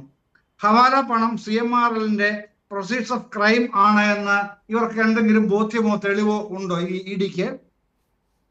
മറ്റൊരാളുടെ സിം വീണയാണ് ഉപയോഗിച്ചതെന്നാണ് മറ്റൊരു ചാർജ് ഷീറ്റ്. ഈ സിം ഉപയോഗിച്ച കാൾസ് ക്രിമിനൽ ട്രാൻസാക്ഷനുമായി ബന്ധപ്പെട്ടതാണെന്ന് എന്തെങ്കിലും ആക്ഷേപം EDക്കുണ്ടോ? ED പറയുന്നില്ലല്ലോ. മറ്റൊന്ന്, ലേക്കറിന്ത്യയിലെ പണം CMRL എക്സാലോജിക് മണിയാണെന്ന് എന്തെങ്കിലും കണ്ടെത്തൽ EDക്കുണ്ടോ? അതിനെക്കുറിച്ചൊന്നും പറയുന്നില്ലല്ലോ. പിന്നെ പിണറായി വിജയന് ഈ മണി ട്രെയിലിൽ, ഈ പണത്തിന്റെ ഒഴുക്കിൽ നേരിട്ടുള്ള പങ്കുണ്ട് എന്ന എന്തെങ്കിലും ആരോപണം എവിടെയെങ്കിലും ED പറയുന്നുണ്ടോ? ഇത്തരത്തിൽ ED പറയേണ്ടതായിട്ടുള്ള ഒരുപാട് ചോദ്യങ്ങൾ അവർ നിശബ്ദത പാലിച്ചുകൊണ്ട് ഒരു കഥ മെനഞ്ഞ് അടിച്ചു വിട്ടിരിക്കുകയാണ്. ഇതെന്താണ്? 2026 മെയ് 27-നാണ് സെർച്ച് നടക്കുന്നത്. സെർച്ച് എന്ന് ഇപ്പോഴാണ് പറയുന്നത് കേട്ടോ. ഇപ്പൊ ഇന്നത്തെ പത്രക്കുറിപ്പിലാണ് സെർച്ച് എന്ന് പറയുന്നത്. അതിനു മുൻപ് വരെ പറഞ്ഞുകൊണ്ടിരുന്നത് എന്താണ്? റെയ്ഡ് നടത്തി, പിണറായി വിജയൻ താമസിക്കുന്ന വീട്ടിൽ റെയ്ഡ് നടത്തി പിണറായി ഇരിക്കുകയാണ്. വീണ അവിടെ റെയ്ഡ് നടത്തിക്കൊണ്ട് മൊഴിയെടുക്കുകയാണ്, ചോദ്യം ചെയ്യുകയാണ്. ഇതാണല്ലോ ഇപ്പൊ ED തന്നെ വെളിവാക്കുകയാണ്, സെർച്ചാണ് നടത്തിയത് അത്രേ. ആ 27 മെയ് മാസം നടത്തിയ സെർച്ചിന്റെ ഡീറ്റെയിൽസിലേക്ക് എന്നാണ് വരുന്നത്? ഓഗസ്റ്റ് 18-ന്. ഓർക്കണം, ജൂൺ ജൂലൈ ഈ 3.5 മാസം അനക്കം ഉണ്ടായില്ല. 3.5 മാസം കഴിഞ്ഞപ്പോൾ ജീവൻ വെച്ച് അന്നത്തെ സെർച്ചിന്റെ റിസൾട്ട് ഇന്നതൊക്കെയാണ്, ഞങ്ങൾ തന്നെ അന്വേഷിച്ചുകൊണ്ടിരിക്കുകയാണ് എന്ന് പറയും. EDയുടെ ഉണ്ടയില്ല വെടിയല്ലാതെ വേറെ യാതൊന്നുമില്ലെന്ന് ഇതിനേക്കാൾ ഭംഗിയായി അവര് സ്വയം തെളിയിക്കാനേ ഇല്ല. അത്രയ്ക്ക് വൃത്തികെട്ട് നനഞ്ഞു കുളിച്ച് വിയർത്ത് കുളിച്ച് നിൽക്കുകയാണ് ഈ വീഡിയോ. അത്യധ്വാനം കൊണ്ട് നേടിയ റിസൾട്ട് അതാണ്. ഇതിൻ്റെ അകത്ത് ഒന്നും ചെയ്യാനില്ല ഇവർക്കൊന്നും. ഇങ്ങനെ പുകമറ സൃഷ്ടിക്കുമെന്നുള്ളതല്ലാതെ ഈ സംഗതി ഒന്നും ചെയ്യാനില്ല. പിന്നെ ബേസിലിനോട് പറയാനുള്ളത്, കോൺഗ്രസ്സുകാരൊക്കെ ഇങ്ങനെ ആവർത്തിച്ച് പറയാറുണ്ട്, ഞങ്ങൾ നേരിട്ടില്ല. CPM എന്താ നേരിടാത്തത്? ഞങ്ങൾ മറ്റേ നാഷണൽ ഹെറാൾഡ് കേസിൽ ഞങ്ങൾ കൃത്യമായ മറുപടി പറഞ്ഞില്ല. എവിടെ മറുപടി പറഞ്ഞതാണ്? 2011 സുബ്രഹ്മണ്യ സ്വാമി കേസ് കൊടുത്തു. ആ കേസ് കൊടുത്ത് ഓടി അങ്ങ് പോവുകയാണ്, അടുത്തതിലേക്ക് പോവുകയാണ്. ഒരു കോടതിയിൽ നിന്ന് അടുത്ത കോടതിയിലേക്ക്, അവിടെ പോയി ജാമ്യം എടുക്കും, പിന്നെ അടുത്ത കോടതിയിലേക്ക്. അങ്ങനെ പോയി 2023 ഡൽഹിയില് റൌസ് അവന്യൂ കോടതിയിൽ കേസ് വന്നപ്പോഴാണ് പയ്യെ AICC ഹൈക്കമാൻഡിനെ വായിക്കാത്ത നാക്കുണ്ടെന്ന് മനസ്സിലായത്, ജീവൻ വെച്ചത്. 2011 മുതൽ 2023 വരെ നാഷണൽ ഹെറാൾഡ് കേസിനെ പറ്റി രാജ്യത്ത് ആരോടും മിണ്ടാതിരുന്ന ഗ്രാൻഡ് ഓൾഡ് പാർട്ടിയായ കോൺഗ്രസിന്റെ പ്രതിനിധിയോട് വന്നിരുന്ന് പറയുകയാണ്, എന്താണ് CPM എന്താണ് പറ്റിയത്? CPM-നെ പറ്റിയാൽ CPM നോക്കിക്കോളും, നിങ്ങളാരും ആ തകരാറ് പരിഹരിക്കാൻ വരണ്ട. അതിനുള്ള ആംബിയറൊക്കെ CPM-നുണ്ട്, ഒരു തർക്കവും വേണ്ട. പക്ഷെ നിങ്ങൾ കാണിച്ചത് അവർക്ക് പിന്നെ അടിപണിഞ്ഞ് കിടക്കുകയായിരുന്നു. എങ്ങനെയെങ്കിലും ഞങ്ങളെ രക്ഷിക്കണം. അങ്ങനെ അവസാനം എങ്ങനെയാണ് ഒപ്പിച്ചത്? റൌസ് അവന്യൂ ഹൈക്കോടതി ഒരു ചോദ്യം ചോദിക്കുന്നു, അല്ല നിങ്ങൾ ഈ പണിയൊക്കെ കാണിച്ചിട്ട് FIR ഒരു ഇട്ടിട്ടില്ല അല്ലേ? അപ്പൊ ഇത്രയും കൊല്ലം ഇത് FIR ഇടാൻ നീട്ടിക്കൊണ്ടുപോയത് വേറെ തന്ത്രമാണ്. അതിന്റെ പുറകെ വേറെ കഥകളുണ്ട്. അപ്പം നിങ്ങൾ പോയി FIR ഇട്ടുകൊണ്ടുവാ, കേസ് തന്നതല്ല ചെയ്യുന്നത്, പോയി FIR ഇട്ടുകൊണ്ടുവാ എന്ന് പറയുന്നു. അപ്പൊ കോൺഗ്രസിന് ജീവൻ വെച്ചു. കണ്ടോ, FIR പോലും ഇടാതെ ഇത്തരം പണികൾ കാണിക്കുന്നത് കണ്ടോ? അപ്പം ചാർജ് ഷീറ്റ് അവിടെ നിൽക്കുകയാണ്. പിന്നെ സോണിയാഗാന്ധിയും മകനും വേർത്ത് കുളിച്ച് നിൽക്കുകയാണ്. അതിനെക്കുറിച്ചൊന്നും പറയുന്നില്ല. നിങ്ങൾ പോയി FIR ഇട്ടിട്ട് വന്ന് പോലീസ് നിർദ്ദേശം കൊടുത്തു. ആ വിടവിൽ ആ ഒരു വേളയാണ് ഇപ്പൊ കാണുന്നത്. ശ്രീ എം ജയചന്ദ്രൻ, താങ്കൾ പറഞ്ഞു തുടങ്ങിയ ഒരു കാര്യമുണ്ട്. അതിൽ നിന്ന് എനിക്ക് തോന്നുന്നു ബേസിൽ പാറക്കുടി, അതായത് ഇന്നലത്തെ ഈ വാർത്താക്കുറിപ്പിൽ പറഞ്ഞത് വൺ ഓഫ് ദി റെസിപ്പിയൻസ് ആണല്ലോ വീണ ടി. ബാക്കി റെസിപ്പിയൻസ് ആരാണെന്നുള്ള അറിയാനുള്ള ഒരു വ്യഗ്രത സ്വാഭാവികമായും കേരളത്തിൽ ഉള്ളവർക്കുണ്ട്. ബേസിൽ നേരത്തെ പറഞ്ഞ പോലെ നാഷണൽ ഹെറാൾഡ് കേസ് വരുമ്പോൾ ED ഭയങ്കര കുഴപ്പക്കാരും, കേരളത്തിൽ ഈ ഒരു കേസ് വരുമ്പോൾ ED മഹത്തരമായ മഹാന്മാരുമായി മാറുന്ന ആ നിലപാടുണ്ടല്ലോ, അതാണ് കോൺഗ്രസിന് ഈ പറഞ്ഞ ചോദ്യങ്ങൾ.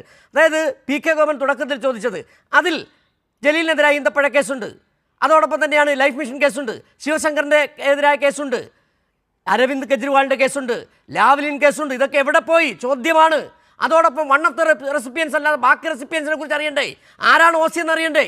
ആരാണ് PK എന്നറിയണ്ടേ? 179 കോടി ആർക്ക് പോയി എന്നറിയണ്ടേ? ഞങ്ങൾക്ക് കൗതുകമുണ്ട്, കേരളത്തിലെ ജനങ്ങൾക്ക് താല്പര്യമുണ്ട് ബേസിലത്. ഓക്കെ, മറ്റു 3 പാനലിസ്റ്റ് ഉണ്ട്, അവരൊപ്പമാണ് ഈ 3 പേർക്കും ഞാൻ ആൻസർ ചെയ്യേണ്ടതുണ്ട്. അപ്പോൾ അതുകൊണ്ട് എനിക്ക് ആൻസർ ചെയ്യാനുള്ള ടൈം എനിക്ക് തരണം. എല്ലാ ക്വസ്റ്റ്യൻസും ഞാൻ എഴുതി വെച്ചു, എനിക്ക് ആൻസർ ചെയ്യാനുള്ള ടൈം എനിക്ക് തരണം. ആദ്യമായിട്ട്, അതായത് പൊതിച്ചോർ കെട്ടി കൊണ്ടുപോകേണ്ട ജോലിയല്ല ഈ പറയുന്ന വീണയുടെ കമ്പനി ചെയ്യേണ്ട ജോലി, പൊതിച്ചോർ കെട്ടി കൊണ്ടുപോകേണ്ട ജോലിയല്ല എന്ന് പറയുമ്പോൾ ഒരു കാര്യം ഞാൻ പറയാം. ഈ 2 കോടി രൂപ വാങ്ങിച്ച്, അല്ലെങ്കിൽ ഈ പറയുന്ന പോലെ 2 കോടി രൂപ വാങ്ങിച്ച് അവരൊരു സോഫ്റ്റ്വെയർ ഉണ്ടാക്കി കൊടുത്തിട്ടില്ല, അവരൊരു വെബ്സൈറ്റ് ഒരു കാര്യങ്ങൾ ഉണ്ടാക്കി കൊടുക്കുകയല്ല ചെയ്ത്, സജസ്റ്റ് ചെയ്തു. അല്ലെങ്കിൽ ഈ പറയുന്ന പോലെ ഞാൻ പറഞ്ഞ പോലെ ഗൂഗിളിൽ ലഭിക്കുന്ന കാര്യം സജസ്റ്റ് ചെയ്തു എന്ന കാരണം കൊണ്ട് 2 കോടി രൂപ ഇങ്ങോട്ട് കൊടുത്തു. അത് എന്താണ്? പൊതിച്ചോറ് കെട്ടിക്കൊണ്ടുപോകേണ്ട ജോലിയല്ല. പോട്ടെ, ഒരു ദിവസമെങ്കിലും പൊതിച്ചോറ് കെട്ടിക്കൊണ്ടുകൊണ്ട മുന്തിയ ഹോട്ടലിൽ നിന്ന് ഭക്ഷണം കഴിച്ചോട്ടെ, ഒരു ദിവസമെങ്കിലും അതിന് വേണ്ടിയിട്ട് ഏതെങ്കിലും ഒരാൾ പണിയെടുത്തിട്ടുണ്ടോ? ഇല്ല. അപ്പൊ അതുകൊണ്ട് ഈ വന്ന പണം കേരളത്തിന്റെ മുൻ മുഖ്യമന്ത്രി പിണറായി വിജയന് വേണ്ടിയിട്ട് കൊടുത്ത ഈ പറയുന്ന പോലെ കൈക്കൂലി പണമാണ് എന്ന കാര്യത്തിൽ ഒരു സംശയമില്ല. ഒരു ദിവസം പോലും പൊതിച്ചോറ് കെട്ടി കൊണ്ടുപോയിട്ടില്ല എന്ന് CPM-ന്റെ പ്രതിനിധി ഉൾപ്പെടെ പറഞ്ഞത് വലിയ സന്തോഷം. രണ്ടാമത്തെ കാര്യം, DYFIയുടെ സംസ്ഥാന സമ്മേളനം നടക്കുന്നു, അതുകൊണ്ട് ഈ കേസ് അങ്ങോട്ട് ഇതാക്കി എന്ന് പറഞ്ഞു. എന്ത് ബന്ധം? DYFIയുടെ സംസ്ഥാന സമ്മേളനം, DYFIയുടെ ആളുകൾ ചേർന്ന് ഒരു സ്ഥലത്ത് CPM-ന്റെ നേതാക്കൾ വന്നിരുന്ന് പ്രസംഗിക്കുന്ന DYFIയുടെ സംസ്ഥാന സമ്മേളനവും ഈ പറയുന്ന കഴിഞ്ഞ ഭരണത്തിന്റെ സമയത്ത് ഈ പറയുന്ന പോലെ കൊടുക്കാത്ത സേവനത്തിന്റെ പേരിൽ ഒരാൾ അക്കൗണ്ടിലേക്ക് പൈസ വാങ്ങിയിട്ട് അതിന് ടാക്സ് അടച്ചു എന്ന് പറഞ്ഞുകൊണ്ട് കള്ളപ്പണത്തെ വെളുപ്പിക്കാൻ ശ്രമിച്ചിട്ട് അത് DYFIയുടെ സംസ്ഥാന സമ്മേളനവുമായിട്ട് ഒരു ബന്ധവുമില്ല. It's an utter nonsense. ഒരു ബന്ധവുമില്ല. DYFIയുടെ സംസ്ഥാന സമ്മേളനം അതുമായിട്ട് എന്ത് ബന്ധം?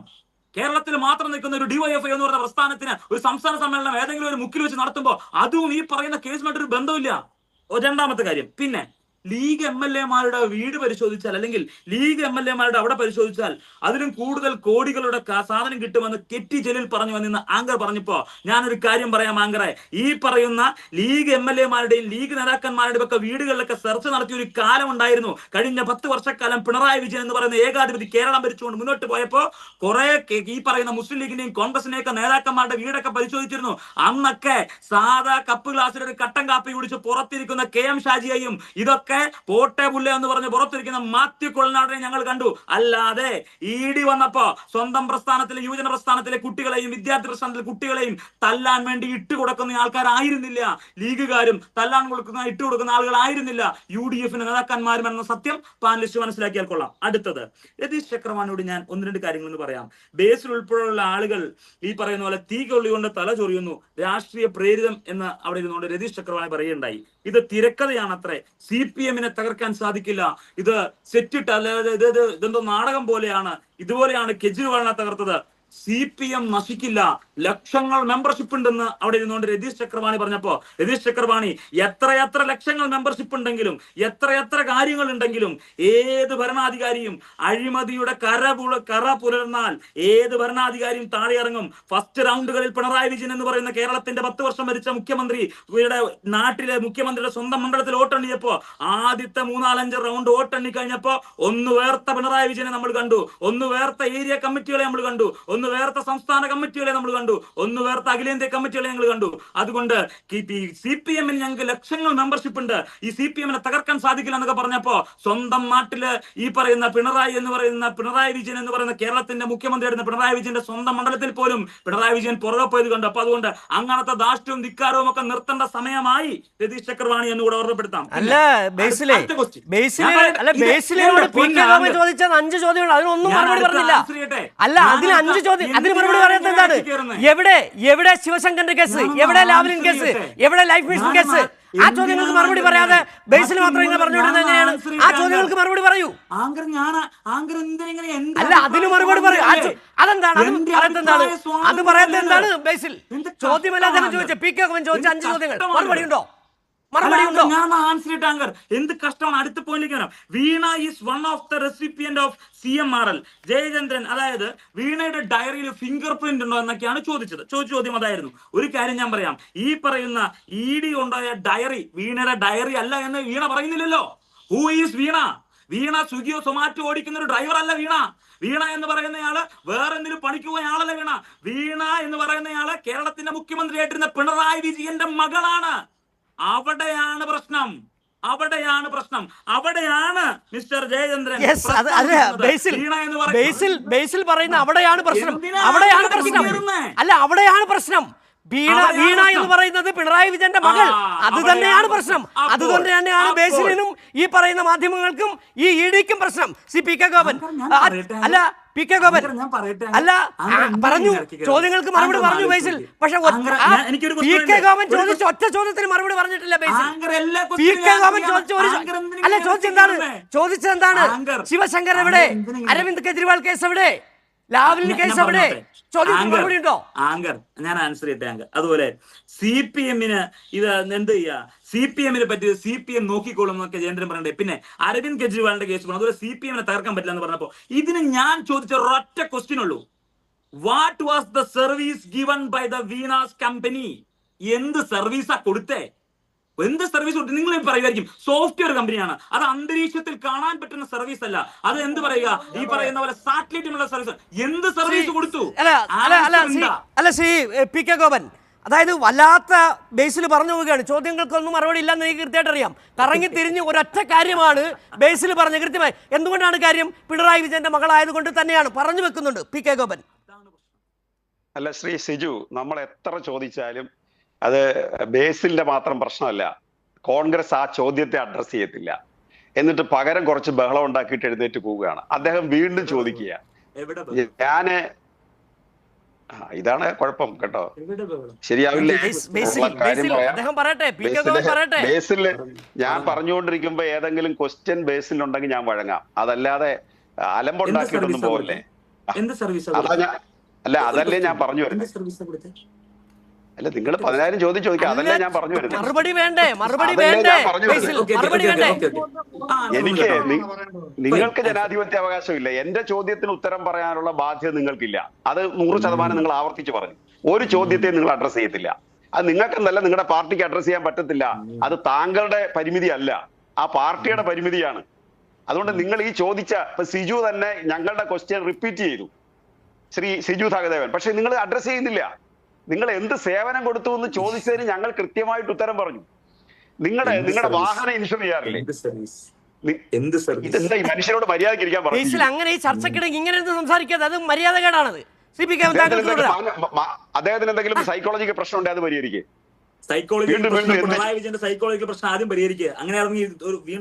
ചർച്ചയിൽ പാലിക്കേണ്ട ചില മര്യാദകളുണ്ട്. ഒരു പാനലിസ്റ്റ് സംസാരിച്ചുകൊണ്ടിരിക്കുമ്പോൾ ഇത് ശരിയായ നിലപാടല്ല. താങ്കൾ സംസാരിക്കാം. നിങ്ങളെ പ്രോത്സാഹിപ്പിക്കുന്ന ചാനലുകൾ കേരളത്തിൽ ഒരുപാടുണ്ട്. അവിടെ ചെന്നിട്ട് നിങ്ങൾ ബഹളം ഉണ്ടാക്ക്. ഞങ്ങൾക്ക് സംസാരിക്കാൻ സമയം തരത്തില്ല, അത് ഞങ്ങൾക്കറിയാം. നിങ്ങൾ ഇതിന്റെ ഇടയ്ക്ക് ബഹളം ഉണ്ടാക്കരുത്. നിങ്ങൾ സംസാരിച്ചപ്പോ ആങ്കർ എന്നുള്ള കാര്യത്തിൽ അദ്ദേഹം ചോദിച്ചിട്ടുണ്ടാവും. ഞങ്ങൾ ആരും ഒരക്ഷരം മിണ്ടിയില്ല. ഞങ്ങൾ ഫേസ് എക്സ്പ്രഷൻ പോലും നടത്തിയില്ല. നിസ്സംഗരായിട്ട് കേട്ടോണ്ടിരുന്നത്. ആ മര്യാദ ഞങ്ങളോട് കാണിക്കണം. നിങ്ങൾ സേവനം എന്ത് ചെയ്തു എന്ന് ചോദിച്ചാൽ, ഒരു സ്ഥാപനം ഇൻഷുർ ചെയ്താൽ ദിവസേന ഇൻഷുറൻസ് കമ്പനിക്കാർ വന്ന് സേവനം ചെയ്യുമോ? നിങ്ങൾ ആദ്യം AMC എന്താണെന്ന് മനസ്സിലാക്കുക. ആനുവൽ മെയിൻ്റനൻസ് കോൺട്രാക്ട് എന്താണെന്ന് മനസ്സിലാക്കുക. ഒരു സ്ഥാപനവുമായി ബന്ധപ്പെട്ട് അത്തരം ചുമതലകളൊക്കെ പിന്നെ തദ്ദേശ സ്വയംഭരണ സ്ഥാപനങ്ങളോ അല്ലെങ്കിൽ ജനാധിപത്യ സ്ഥാപനങ്ങളുമായിട്ട് വഹിച്ചിട്ടുള്ളവരാ ഞങ്ങൾ. എത്ര ലക്ഷം രൂപയാണ് അതിന്റെ സേവനത്തിന് നിശ്ചയിക്കുക എന്ന് പറഞ്ഞാൽ ആ തുക അവർക്ക് കൊടുക്കണം. അത് കഴിഞ്ഞ് നിങ്ങളുടെ സോഫ്റ്റ്വെയറുമായി ബന്ധപ്പെട്ട് വരുന്ന കംപ്ലൈന്റ് ആണ് അവർ പരിഹരിച്ചു തരുന്നത്. അതാണ് CMLR-ഉമായും വീണ തൈക്കണ്ടിയുടെ കമ്പനിയുമായിട്ടുള്ള കരാർ. അതാണ് അവിടെ പിന്നെ വരുന്ന പ്രശ്നം എന്താ? ഈ കമ്പനി പരാതി പറയണം, ഞങ്ങൾക്ക് സേവനം കിട്ടിയിട്ടില്ല എന്ന്. കമ്പനിക്ക് അങ്ങനെ പരാതിയില്ല. പിന്നെ ആർക്കാ പ്രശ്നം?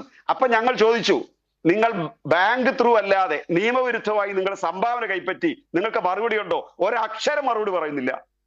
നിയമവിരുദ്ധമായി കോടിക്കണക്കിന് രൂപ ഇവിടെ വീണയ്ക്ക് കിട്ടിയത് 1.72 crores ആണ്, 1.25 കോടി രൂപ അല്ലേ, റൗണ്ട് ചെയ്ത് പറഞ്ഞാൽ.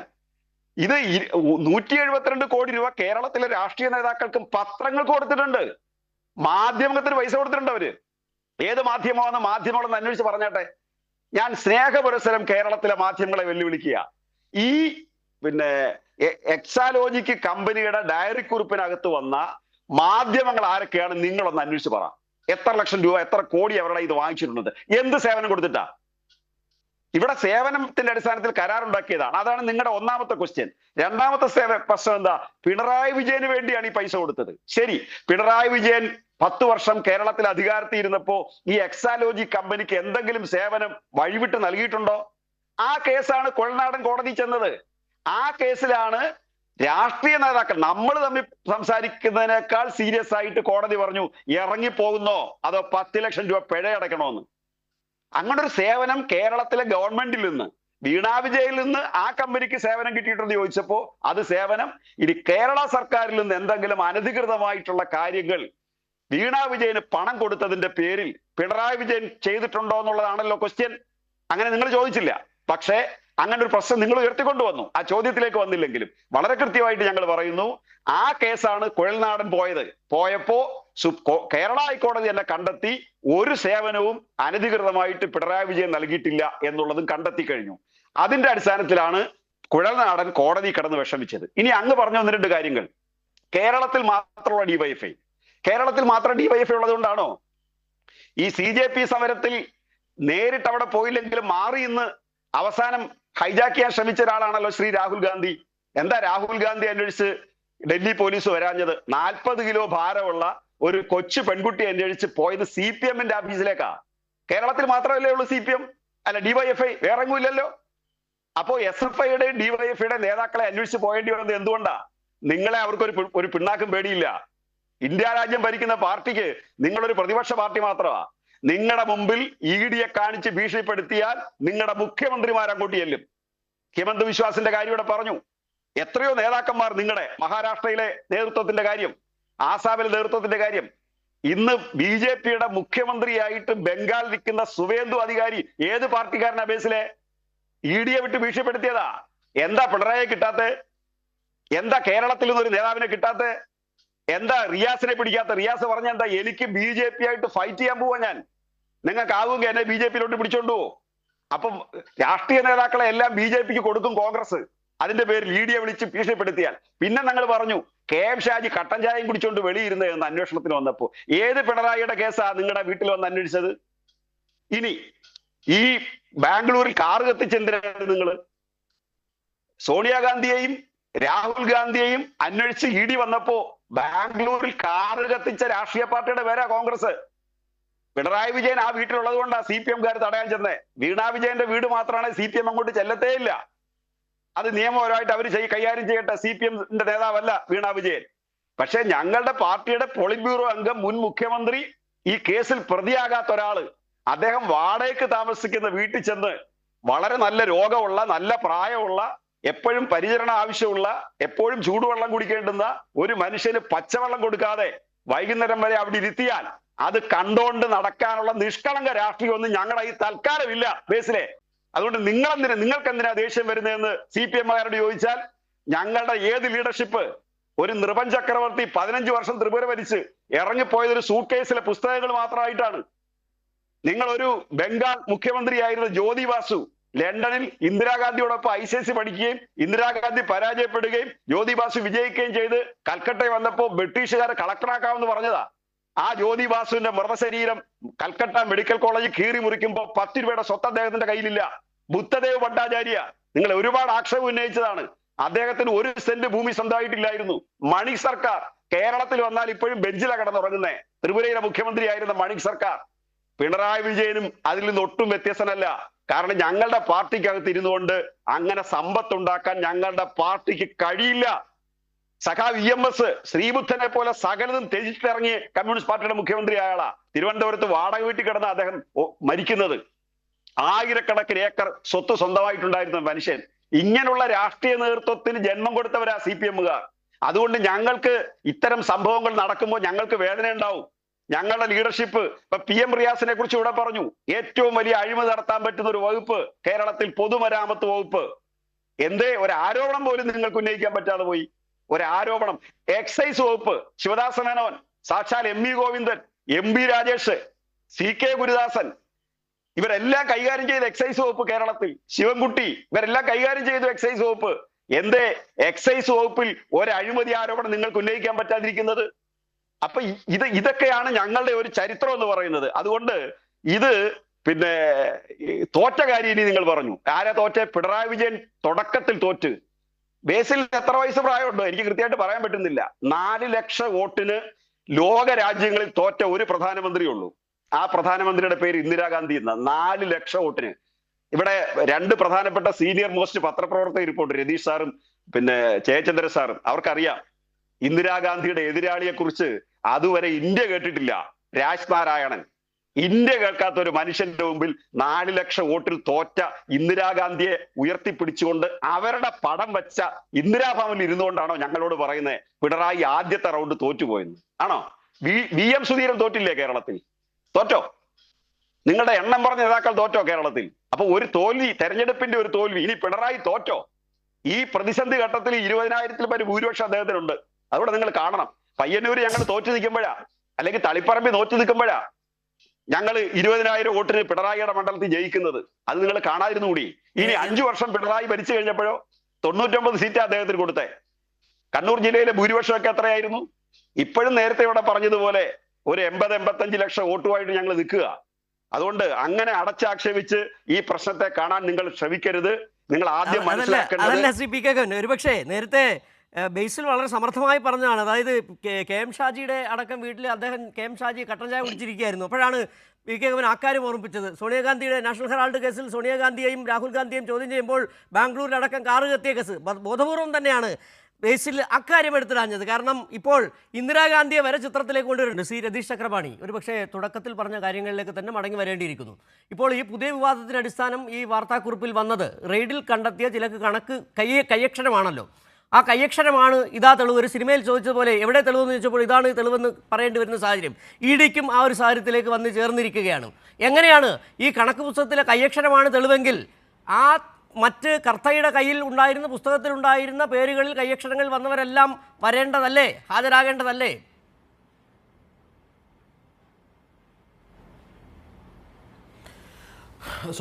സിജു പറഞ്ഞതുപോലെ തന്നെ അങ്ങനെ അവരൊന്നും ഹാജരാക്കണമെന്ന് എൻഫോഴ്സ്മെൻറ്റ് ഡയറക്ടറേറ്റിന് വലിയ നിർബന്ധമില്ല. അവരെ സംബന്ധിച്ചോളം 182 കോടിയിൽ ആകെ ഈ പറയുന്ന പോലെ 2.78 കോടി മാത്രമാണ് പ്രാധാന്യമുള്ളത്.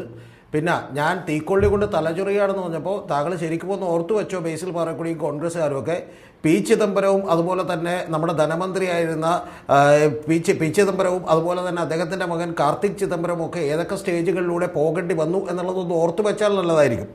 പിന്നെ ഇവിടെ കോൺഗ്രസ്സുകാരൊക്കെ തന്നെ ശ്രമിച്ചുകൊണ്ടിരിക്കുന്നത് മഹാഭൂരിപക്ഷം പ്രേക്ഷകർക്കും ചില കാര്യങ്ങൾ മനസ്സിലാവില്ല, അല്ലെങ്കിൽ അവർക്ക് അതിനെക്കുറിച്ച് അറിവുണ്ടാവില്ല എന്ന് വിചാരിച്ചിട്ട് പറഞ്ഞുകൊണ്ടിരിക്കുന്ന ഒരു കാര്യം എന്ത് സർവീസാണ് കൊടുത്തതെന്നാണ്.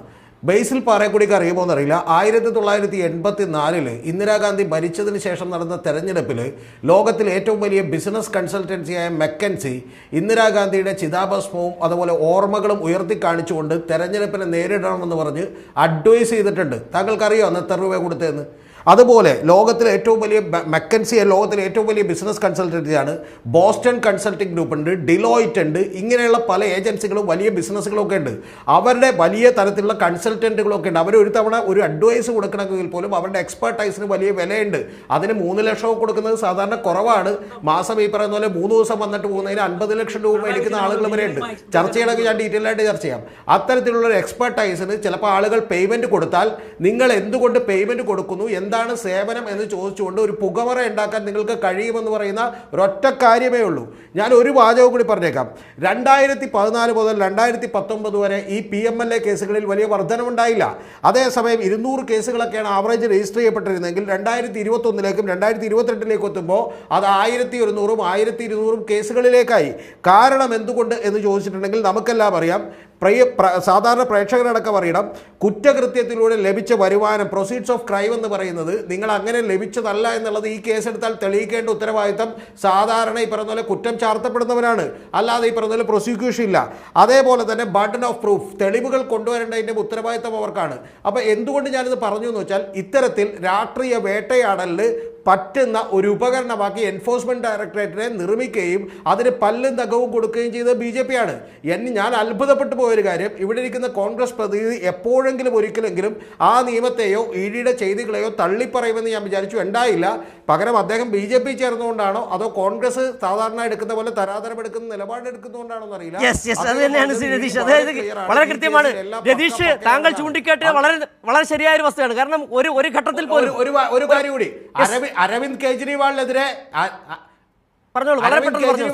ചൂട്ടുപിടിച്ചു കൊടുത്തതും ഇവരാണ്. കാരണം ലഫ്റ്റനന്റ് ഗവർണർക്ക് ആദ്യം ആരോപണം ഉന്നയിച്ചത് കോൺഗ്രസ് ആണ്, മറന്നുപോകരുത്. Yes, Shri M. ജയചന്ദ്രൻ, ഈ നേരത്തെ പറഞ്ഞ പോലെ തന്നെ ഈ അരവിന്ദ് കെജ്രിവാളിൻ്റെ കേസൊക്കെ നമ്മൾ പലപ്പോഴും ചർച്ചയാണ്. എവിടെയാണ് കോൺഗ്രസ് എടുത്ത നിലപാടാണ് അവിടെ അരവിന്ദ് കെജ്രിവാളിനെ എതിരെ കേസെടുക്കാൻ ഇടയാക്കിയതൊക്കെ. പക്ഷേ ഇപ്പോഴും ഇന്ന് ഈ ചർച്ചയിൽ ഉടനീളം ഒരുപക്ഷെ രതീഷ് ചക്രമാണി ചൂണ്ടിക്കാട്ടിച്ചതുപോലെ തന്നെയാണ് ED എന്ന് പറയുന്നത് ഇപ്പോഴും ബേസിൽ പറയக்கூடிയയും കോൺഗ്രസിനെ സംബന്ധിച്ച് ED ഒരു മഹാസംഭവമാണ്. എവിടെ എങ്ങനെ വരുമ്പോൾ പിണറായി വിജയനെതിരെയും അതോടൊപ്പം തന്നെ വീണയ്ക്കെതിരെയും ഈ ED വരുമ്പോൾ അവർ വലിയ ആളുകളായി മാറുകയും ഈ നാഷണൽ ഹെറാൾഡ് കേസിൽ സോണിയാഗാന്ധിക്കെതിരെ വരുമ്പോൾ അവരെല്ലാം കുഴപ്പക്കാരായി മാറുകയും ചെയ്തു. അതേ നിലപാടിൽ തന്നെ ആവർത്തിക്കുന്നു. ഈ കള്ളങ്ങൾ മനോരമ അടക്കമുള്ള മാധ്യമങ്ങൾ, മറ്റ് മാധ്യമങ്ങൾ ആവർത്തിച്ചുകൊണ്ടേയിരിക്കുന്നു. ഇത് ജനങ്ങൾ അപ്പടി വിഴുങ്ങണമെന്നാണോ കരുതേണ്ടി വരുന്നത്? വളരെ ചുരുങ്ങിയ വാക്കുകളിലൂടെ പറഞ്ഞ് അവസാനിപ്പിക്കാം ശ്രീ ജയചന്ദ്രൻ. സിജു, ഇതിൽ യഥാർത്ഥ പ്രശ്നം മറ്റൊന്നാണ് ഇപ്പൊ നിൽക്കുന്നത്. കാരണം ഈ ആദ്യം 1.7 ഉണ്ടായിരുന്നു, അത് പിന്നെ 2.7 പിന്നെ 2.78 അതിന്റെ ആ 2.78 ഏതൊക്കെ രൂപത്തിലാണ് വന്നത്, സഞ്ചരിച്ചത്, എങ്ങോട്ടാണ്, എങ്ങനെയാണ് എന്നൊക്കെയുള്ളത് കൃത്യമായി വീണ തന്നെ അവർക്ക് മറുപടി കൊടുത്തു കഴിഞ്ഞപ്പോഴത്തേക്ക് പിന്നെ നിക്കക്കള്ളിയില്ല. ഈ EDയുടെ കക്ഷികൾക്ക് സമാധാനം തെറ്റിയിട്ടപ്പോ ഇപ്പൊ ഫ്രെയിം ചെയ്തിരിക്കുന്ന പുതിയ ആരോപണം നോക്കിയാൽ മതി. 85 ലക്ഷം രൂപ പിന്നെ ദുബായിലേക്ക് ട്രാൻസ്ഫർ. എന്താണ് തെളിവ്? വീണ അയച്ചെന്നുള്ളതിന് ബാധകമല്ല, തെളിവ് വേണ്ട. അടുത്തത് 20.5 കോടി വേറെ അവിടെ എന്തോ കണ്ടുപിടിച്ചെന്ന്. ഈ 20.5 കോടിയുടെ എന്ത് ഡീറ്റെയിൽസ് ആണ് ഇവരുടെ ഉള്ള? ആധികാരികമായിട്ട് ഒന്നുമില്ല, വെറുതെ അങ്ങ് തട്ടുകയാണ്. അപ്പം ഈ 2.78 എന്നുള്ളത് ഇപ്പൊ ശൂന്യതയിലേക്ക് വിലയം പ്രാപിച്ചുകൊണ്ടിരിക്കുകയാണ്. അപ്പൊ പുതിയ സാധനം കൊണ്ട് വരിക. പിന്നെ ഇത് തെളിയിക്കേണ്ടത് പ്രതിയാക്കപ്പെടുന്ന ആളാണല്ലോ. ശരി, അത് തന്നെയാണ് ശ്രീ ജയചന്ദ്രൻ. സമയപരിമിതി കൊണ്ട് ഞാൻ ഇടപെടുകയാണ്. വളരെ ഈ അവസാനമായി ശ്രീ PK ഗോപൻ, ഏതായാലും ഈ ലക്ഷ്യം എങ്ങോട്ടാണ്? തുടക്കത്തിൽ പറഞ്ഞ പോലെ ED എങ്ങോട്ടാണ് പോകുന്നത്? മാധ്യമങ്ങൾ എന്താണ് കരുതുന്നത്? കോൺഗ്രസ് എന്താണ് ഉദ്ദേശിക്കുന്നത്? ഇനി ചോദ്യം ഇതാണ്, എങ്ങനെയാണ് CPM-നെതിരെയാണ് വരുന്നതെങ്കിൽ എങ്ങനെയാണ് ഇതിനെ നേരിടാൻ CPM തയ്യാറെടുക്കുന്നത്? വളരെ ചുരുങ്ങിയ വാക്കുകൾ പറഞ്ഞുകൊണ്ട് നമുക്ക് ചർച്ച അവസാനിപ്പിക്കാം. അല്ല, അതിന് എന്റെ മറുപടിക്ക് 2 ഘട്ടമുണ്ട്, പെട്ടെന്ന് പറയാം. ഒന്ന്, അങ്ങയുടെ ചോദ്യത്തിലേക്ക് നേരിട്ട് വരാം. CPM ഇതിനെ നിയമപരമായി വീണ ജോർജിന്റെ ഉത്തരവാദിത്വമാണ്, വീണ ജോർജ് നേരിടും. പക്ഷേ CPM-നെ തകർക്കാൻ ഇതൊരു ആയുധമായിട്ട് ഉപയോഗിച്ചാൽ CPM-കാരെല്ലാം കൂടെ കോൺഗ്രസ്സുകാരെ പോലെ BJP-ക്കകത്ത് ഇന്ന് ചേരത്തില്ല. ഞങ്ങൾക്കെതിരെ കേസ് വരില്ലേ, ഞങ്ങൾ അങ്ങോട്ട് വന്നേക്കാം എന്ന് പറയത്തില്ല, ഫൈറ്റ് ചെയ്ത് തന്നെ നിൽക്കും. ഇതാണ് ഒന്നാമത്തെ കാര്യം. രണ്ടാമത്തത്, അരി വെന്തോന്ന് നോക്കാൻ ഒരുപാട് ചോറ് ഞെക്കി നോക്കണ്ട. ഞാൻ ബേസിലിന് വേണ്ടി ഓർമ്മയ്ക്ക് ഒരു കാര്യം പറയാം. 12 വർഷങ്ങളിലായിട്ട് 5900 കേസ് ഇവർ രജിസ്റ്റർ ചെയ്തിട്ടുണ്ട്, ED രജിസ്റ്റർ ചെയ്തിട്ടുണ്ട്. റെയ്ഡ് നടത്തിയത് 7450 കേസ് റെയ്ഡ് നടത്തിയിട്ടുണ്ട്. ആകെ ചാർജ് ഷീറ്റ് കൊടുത്ത എത്രയെന്നറിയാമോ? ബേസിലെ 450-500 കേസിനെ ചാർജ് ഷീറ്റ് കൊടുത്തിട്ടുള്ളൂ. ഇതിന്റെ ശിക്ഷ എത്രയെന്നറിയാമോ? 25-30 കേസിൽ മാത്രമേ ശിക്ഷിച്ചിട്ടുള്ളൂ. അതായത് രാഷ്ട്രീയ ആവശ്യത്തിന് വേണ്ടി BJP എടുത്തുപയോഗിച്ചുകൊണ്ടിരിക്കുന്ന ഒരു ആയുധത്തെ കേരളത്തിൽ CPM വിരോധം കൊണ്ട് മാത്രം നിങ്ങൾ അതിനെ പിന്തുണയ്ക്കുകയാണ്. ഇതിന് വലിയ വില നിങ്ങൾ തന്നെ കൊടുക്കേണ്ടി വരും. ശരി, ശ്രീ PK ഗോപൻ, വളരെ നന്ദി. ചർച്ചയിൽ പങ്കെടുത്ത PK ഗോപൻ, ബേസിൽ പാറക്കുടി, രതീഷ് ചക്രമാണി, M. ജയചന്ദ്രൻ. ഏതായാലും ബേസിൽ അവസാനമായി ഒരു കാര്യം കൂടി പറഞ്ഞു നിർത്താം. എനിക്ക് തോന്നുന്നു ഈ ചർച്ചയുടെ ഒരു സമ്മപ്പായി തന്നെ ഈ BJP ED എങ്ങനെയാണ് കൈകാര്യം ചെയ്യുന്നതെന്ന് കേരളത്തിലുള്ളവർക്കും നിങ്ങൾക്കും അറിയാം. അതിനൊത്ത് താളം തുള്ളാൻ നിന്ന് കഴിഞ്ഞാൽ ഒരുപക്ഷെ രതീഷ് ചക്രപാണി പറഞ്ഞ പോലെ തന്നെയാണ് തീക്കൊള്ളി കൊണ്ട് തലചൊറിയലാകുമെന്നാണ് കേരളത്തിലുള്ളവർക്ക് പറയാൻ ആഗ്രഹിക്കുന്നത് കൂടി മാത്രം പറഞ്ഞുകൊണ്ട് ചർച്ച അവസാനിപ്പിക്കുന്നു.